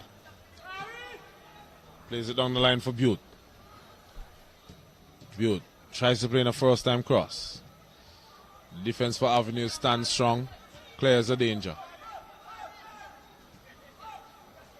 Here's Ted Roberts. Tries a give and go with Lavier. Ball picked up now by Dopwell. Ted Roberts. Tries to play the ball across, and the ball goes out of touch. Goal kick to resume proceedings for Avenues United. And the system 3 team getting a lot of possession, but it really doesn't. You really cannot tell if you were to come in the park at this point in time and observe the game. You would not be able to tell that Avenue is playing with a man down. They are really soaking up the pressure well. They are really countering well, and they are holding well in the midfield at this point in time. Yes, I think that they're doing well to shield any potential danger from losing that player. They're protecting their goalkeeper well thus far. And he himself is bringing off some splendid saves. Yes, we know Denny is no slouch in the goal. Not at all. A veteran. I've played with him in the Belfongo Football League for Lions. And he, time and time again, sometimes our defense fails us. But Denny come out with some key saves. Yep. And he's a loud-mouthed person in the back there. He never shies away from a challenge. He will put his body about there, and he will make sure that when he's coming for any ball there, your defender will know that he's in charge and he's coming for it.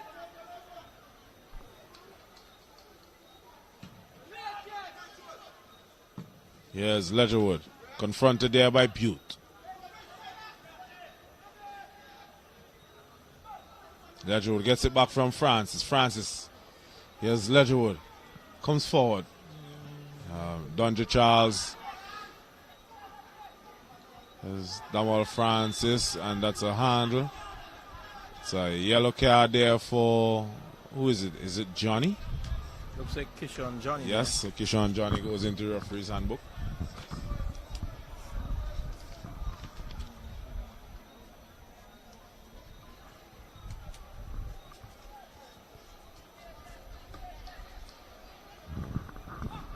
It is live action here at the Victoria Park. Premier Division football between System 3 and Avenues United. It's level pegging, 1-1.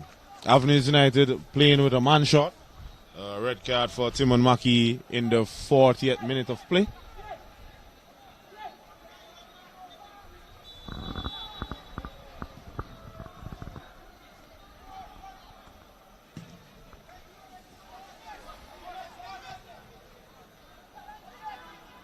Here's Damal Francis for Avenues United.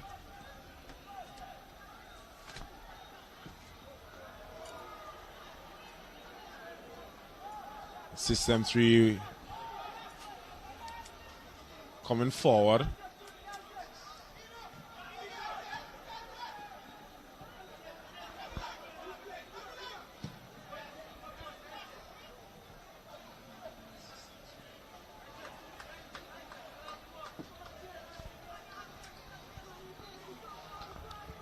"20 minutes left of regulation time here. A lot of time still left in this match. 20 minutes for Avenues to hold on to a point.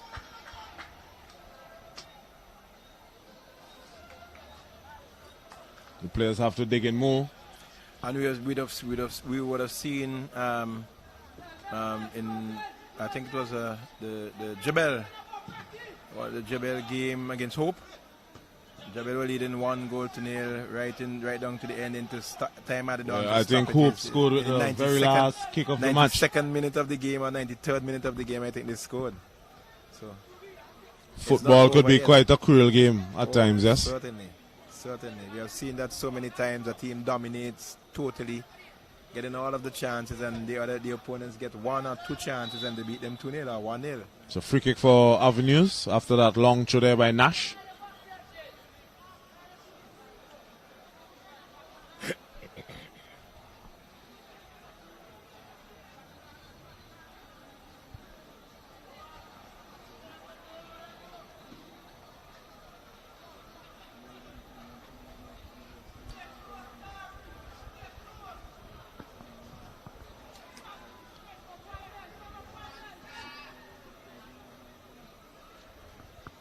So it's Francis to take this free kick for Avenues.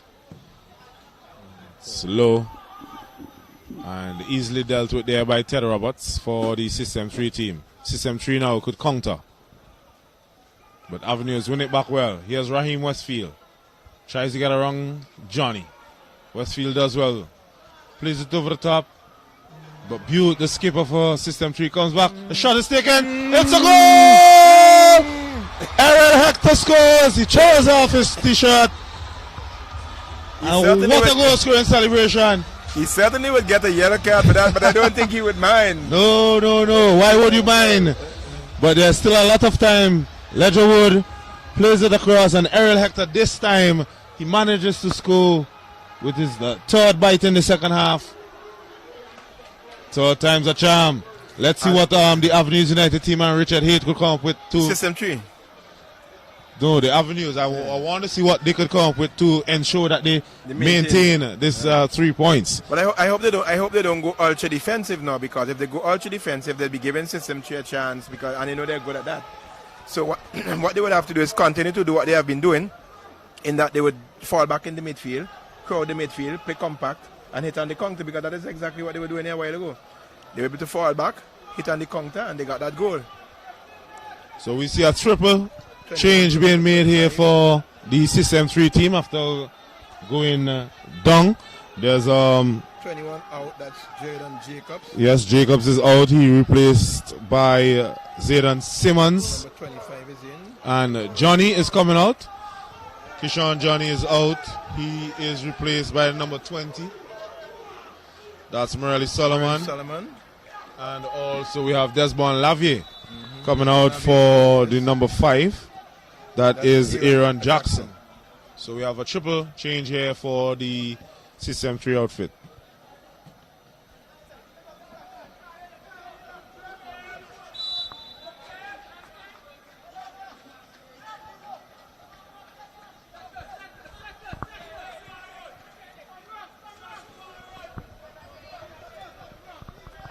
So with 74 minutes on the board, it's 2-1 in favor of Avenues.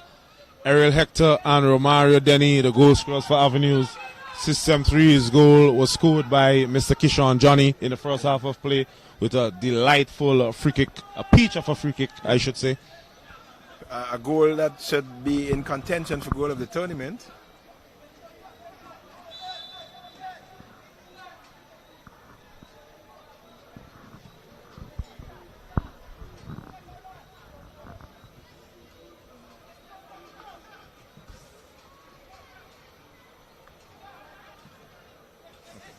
So it's System 3 as they try to draw a level here. Here's Clark. Clark switching from the left side, goes to the right with a hopeless kick there. Couldn't get his bearings right, and it will be a goal kick for the Avenues United team.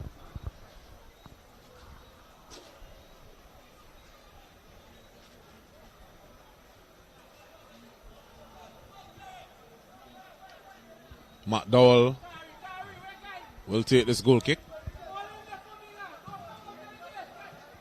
This one is flat, finds Hector, the man with the second goal. Here's Mr. Ledgerwood. Ledgerwood plays it across early. This time the defender, Charles, knocks it out for a corner kick. Avenues will take their own sweet time and get into this one. Trying to milk the clock as much as possible. Yes.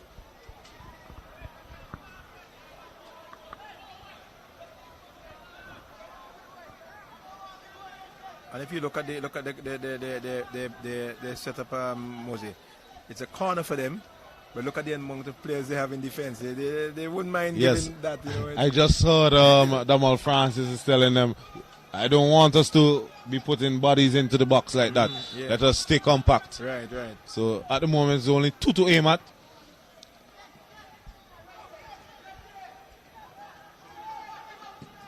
Chance for a shot deflection there by Roberts, but then into the grateful arms of the goalkeeper, who throws it out quickly.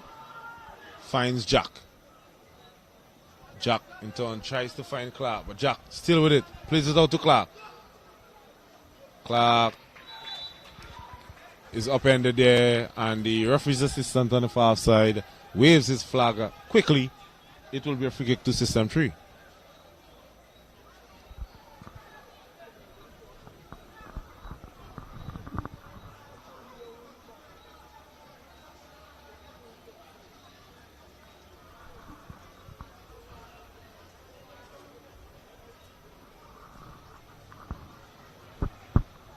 Ted Roberts, the man entrusted to take this free kick. It will be an in-swinging one. There's all 10 players in the 18-yard box for the Avenues United team. Roberts takes it. Goalkeeper comes up, misses. He goes down. He's clutching his back or something. I'm not sure. Yeah, the player went over, came high over the top. I think. But you know, him, he would sit down as long as possible to make some time off the clock. Of course, why not? I mean, it's all tactics. Denny's a very tough customer. Yep. Back on his feet, shaking that challenge off. Tries to win some precious seconds on the clock.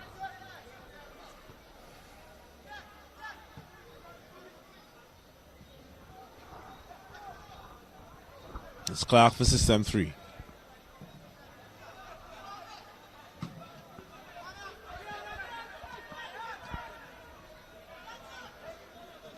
I think System 3, they have not really been able to up their advantage here in the second half. At all, because the Avenues team readjusted well.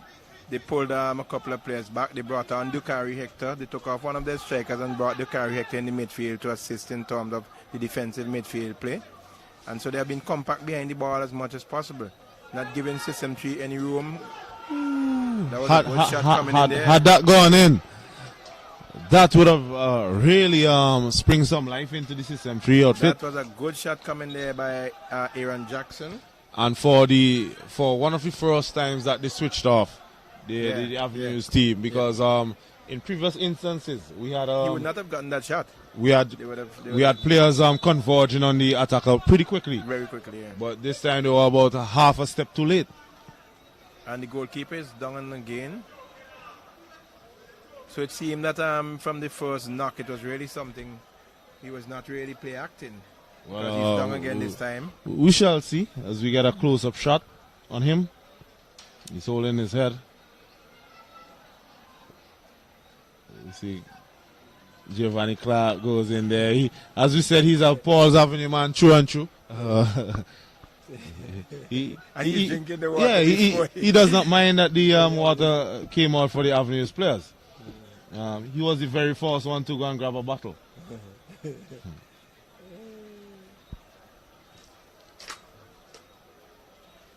we see some attention being done there to goalkeeper Denny.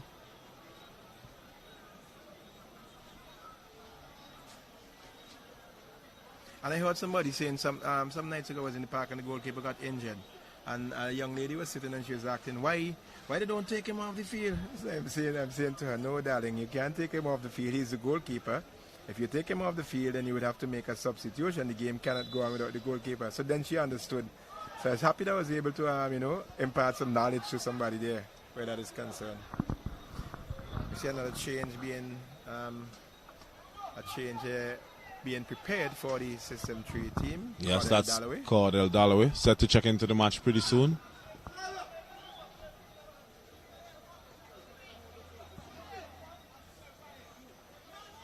Yes, beautiful System 3. So the Avenues team putting on the attackers, the fresh legs up front. They realize that System 3, that is. the System 3 team, yes. They realize that they don't want to come away with a draw from this encounter, playing a team with 10 men. So they'll be looking for the win. So that's we have Joel Jacka, defender, the right back. Yes. He's coming out. Dalloway comes in, so we see some readjustments being made here with some instructions. Yes, so Butte moves from left back to right back. Right. We have Ted Roberts picking up the left back slot, and we have Dalloway will be operating for a left forward position.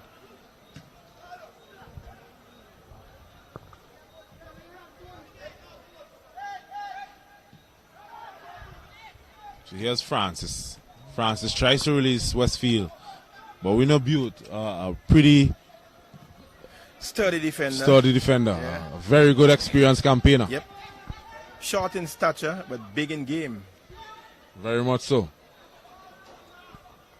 Dalloway with his first touch of the match. A good cross.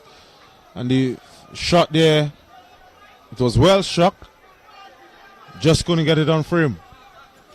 I think goalkeeper Denny had that covered because he was right on the near post there, and the shot went wide of the right upright. So I don't think, had that been on target, I think Denny would have. Well, we see Michele Kolzak is set to check into the match for the Avenues United team.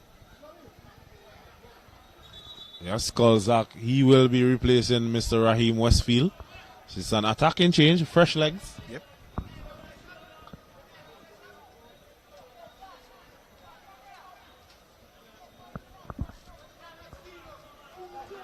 So we see 83 minutes now on the board.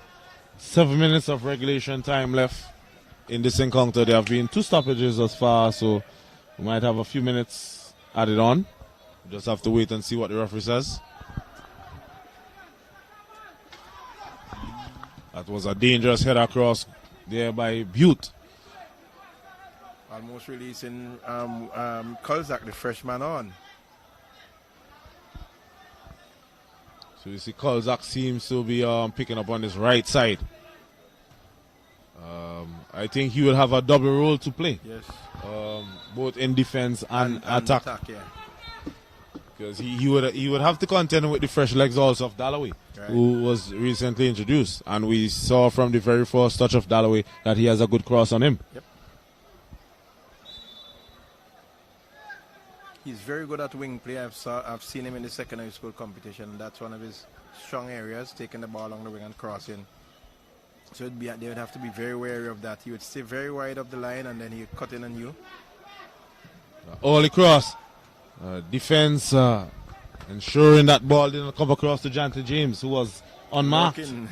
He was looking and waiting. I'm sure his eyes lit up when he saw that cross coming, but the defense had other ideas and they nodded into touch for a corner kick to the System 3 team. Yes, it's James who comes across for this in-swinging corner kick. Takes it, header there. Ball is played back inside. James plays it across dangerously. And a stab shot there in the end. Goes high. And the referees saying that there's a corner kick.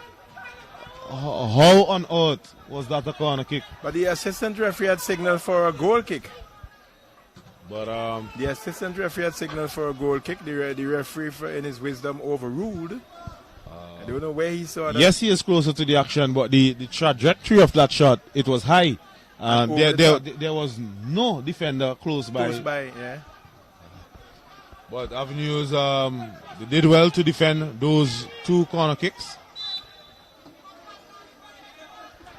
I'm wondering if this Cordell Dalloway has any relation to Dorian Dalloway. They both hail from the Walver Rosa area. It's possible. It could be. I think Dalloway was not sure if he's still going to the Western George Secondary School. I think he's true. I think he would have completed.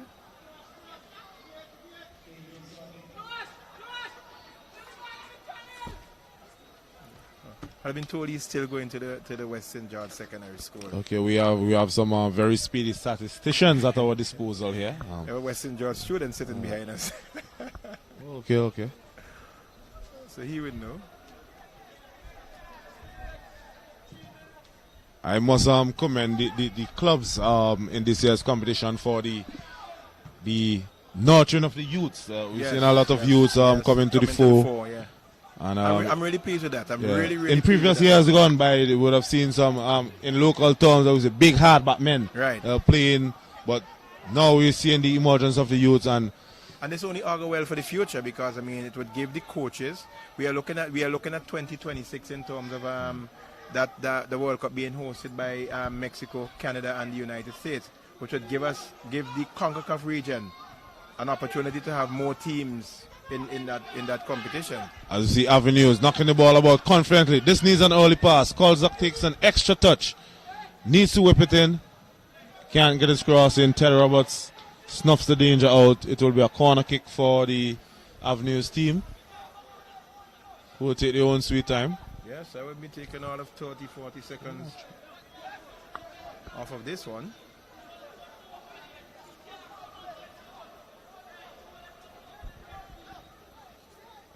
So it will be 3 minutes of additional time to be played. We are only 87 minutes into the game. Well, judging from our clock, Yeah. I think the fourth official was a bit too hasty there. He probably has somewhere to go after this match. I mean, it's Friday night. Probably has some club or some party. Yeah. Why not? We know we Vincentians, we love to party. I don't think anybody parties like us. But it's still with live football here. Damal Francis gets away from 2 challenges. Plays it back to Ledgerwood. Ledgerwood takes a shot. The ball is blocked. Another chance for a shot. Avenues could really kill this game off right now. Here's Hector, the man with the second goal. A good play out wide. Avenues milking the clock at the moment, maintaining possession. And it will be another corner kick. This time, Kemel Warren, yes, he wins the corner kick. So it's confirmation there, 3 minutes of additional time to be played. We're into the 89th minute of play. As we see some tricks and flicks coming out there from the Avenues players. They know at the moment they have the game in the bag. This will be a most welcome win for them. I think it will be their first win of the competition. Yep.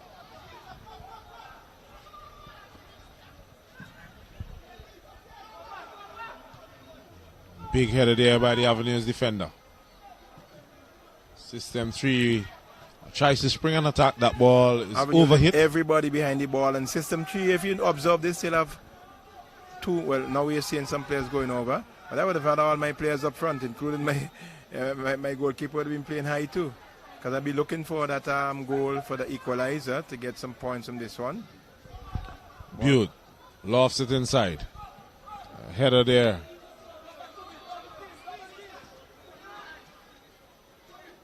Ledgerwood has played pretty well since he has come on. But this time he gives it easily away to the System 3 team.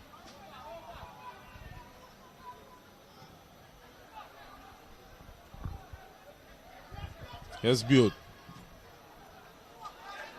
With a whack at it, tries to get a cross in, does not come off. It will be a goal kick for the Avenues. And I know that the Avenues players would just turtle it. They will turtle about it. They will definitely milk the clock on this one. The referee will have to pay attention closely, because in these times, you'd have to look for the time wasting. I mean, if I was the goalkeeper or one of the central defenders who are not on a yellow card, I would have easily taken a yellow card for time wasting, just to take some more time off of the clock. But then the referee would just add back on that time. He would keep a record of that. You see him peeping at his watch.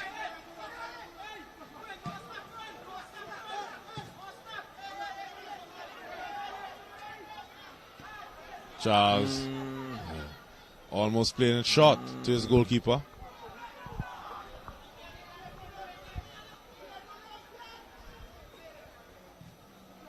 It's a good cross.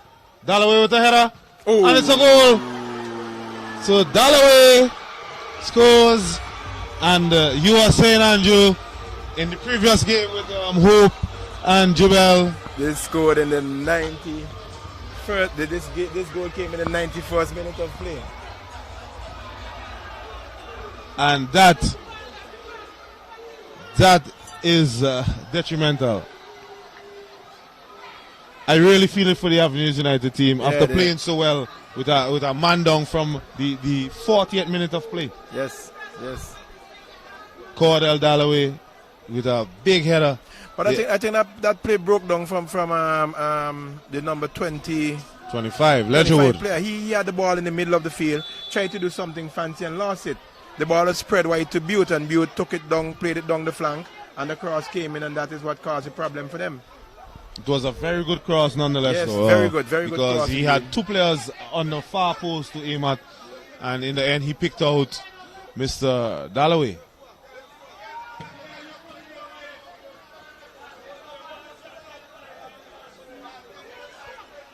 So another 2 points dropped for Avenues at the moment.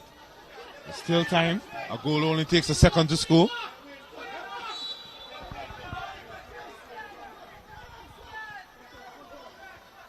So the referee once more looking at his watch.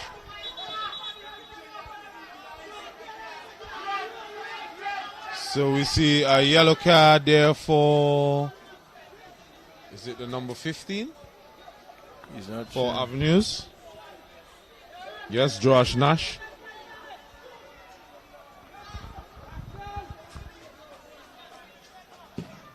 Free kick for System 3. And that's the end of the match. 2 apiece, Avenues United, System 3.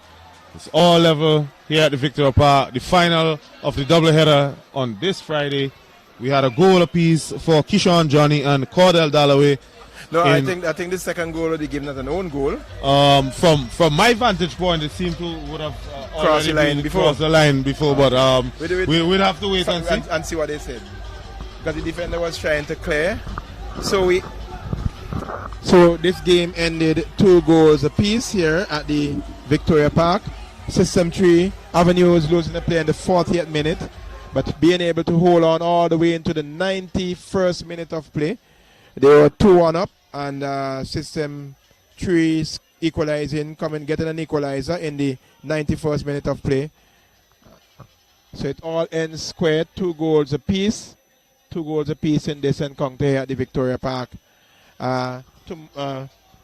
Tomorrow, we have some games on for tomorrow. We'll get that for you in a while.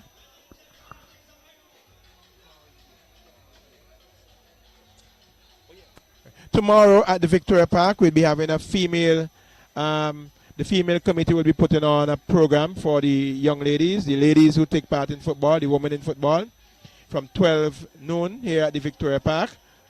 They will be having a series of games, they'll be having a series of instructions by the referees, and then from 6 o'clock in the afternoon, there'll be a feature game between the National Senior Female Select and Associations 11. So if you want to see female football at its best, you can come out tomorrow at the Victoria Park. They'll be here all afternoon from 12 right into the night, and they'll be playing some games, a series of Sakurama games, a series of explanation of the rules of the competitions, the rules under which we play the laws of the game of football. And then at 6 o'clock we'll be having a feature game between the female national team and an Associations 11. So that'll be something for one and all to come to look forward to. We'll be having interviews with the captains of both teams. Mosai is setting it up. He's downstairs, and we'll be joining him shortly to bring you those interviews. Yes, so we're standing here with Ariel Hector, who scored a very good goal to put his side up ahead 2-1 against the System 3. But then, about 2 minutes left, the System 3 outfit scored. Just walk us through that moment. That is just to show that football is 90 minutes, and even in the last second of the game, Goals could score and you can lose the game in the last second, and that's why it's important to keep pushing through for the full 90. Alright, I must commend you guys play after going a man down. What did the coach say to you guys at halftime? Well, all he said, we're going to give them the first tackle really and truly, and try to stay compact in the defense and force them wide. Yeah. Okay, so what was the tactical change, if there was any? Two tactical change were sub out Ranford out the midfield, put in a left back, and sub in Garrett for power belly to run the flank. Alright, y'all have yet to register a win from the competition thus far. What do you think you guys really need to work on? Well, we had a win already, actually, against Natley, 3-0. Oh, okay. Yeah. My apologies. But still, we need to work harder, really and truly. Because we can't keep giving up late goals like that, it will cost us in the tournament like this. Alright, what aspect of play that you guys have worked on from the previous game? From the previous game, well, we try to work on crosses really and truly, and try to work set pieces and corners, because it's a long time we score from a corner. Alright, well, best of luck next time, Mr. Hector. Yeah, all the best to you. Alright, thank you. Lanzo. Lanzo.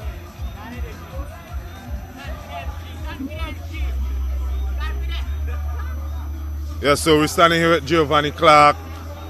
Clark, tell us what went through the game there as you all scored the equalizer. Well, we just try to execute the plan, use the wings, get the crosses in, crash the box, because we realized late that the other team, they were short, and we failed to realize, and realized very late. Okay, what adjustments were made at halftime? Well, the coach decided to put in some faster wingers so that we can get down the wing and crash the box, put in the crosses. We just had to keep the composure, play like how we play in training, just execute the plan, and that was it. Okay, what you would say would be your weak link at the moment that you guys really need to focus and work on? Finishing, definitely finishing.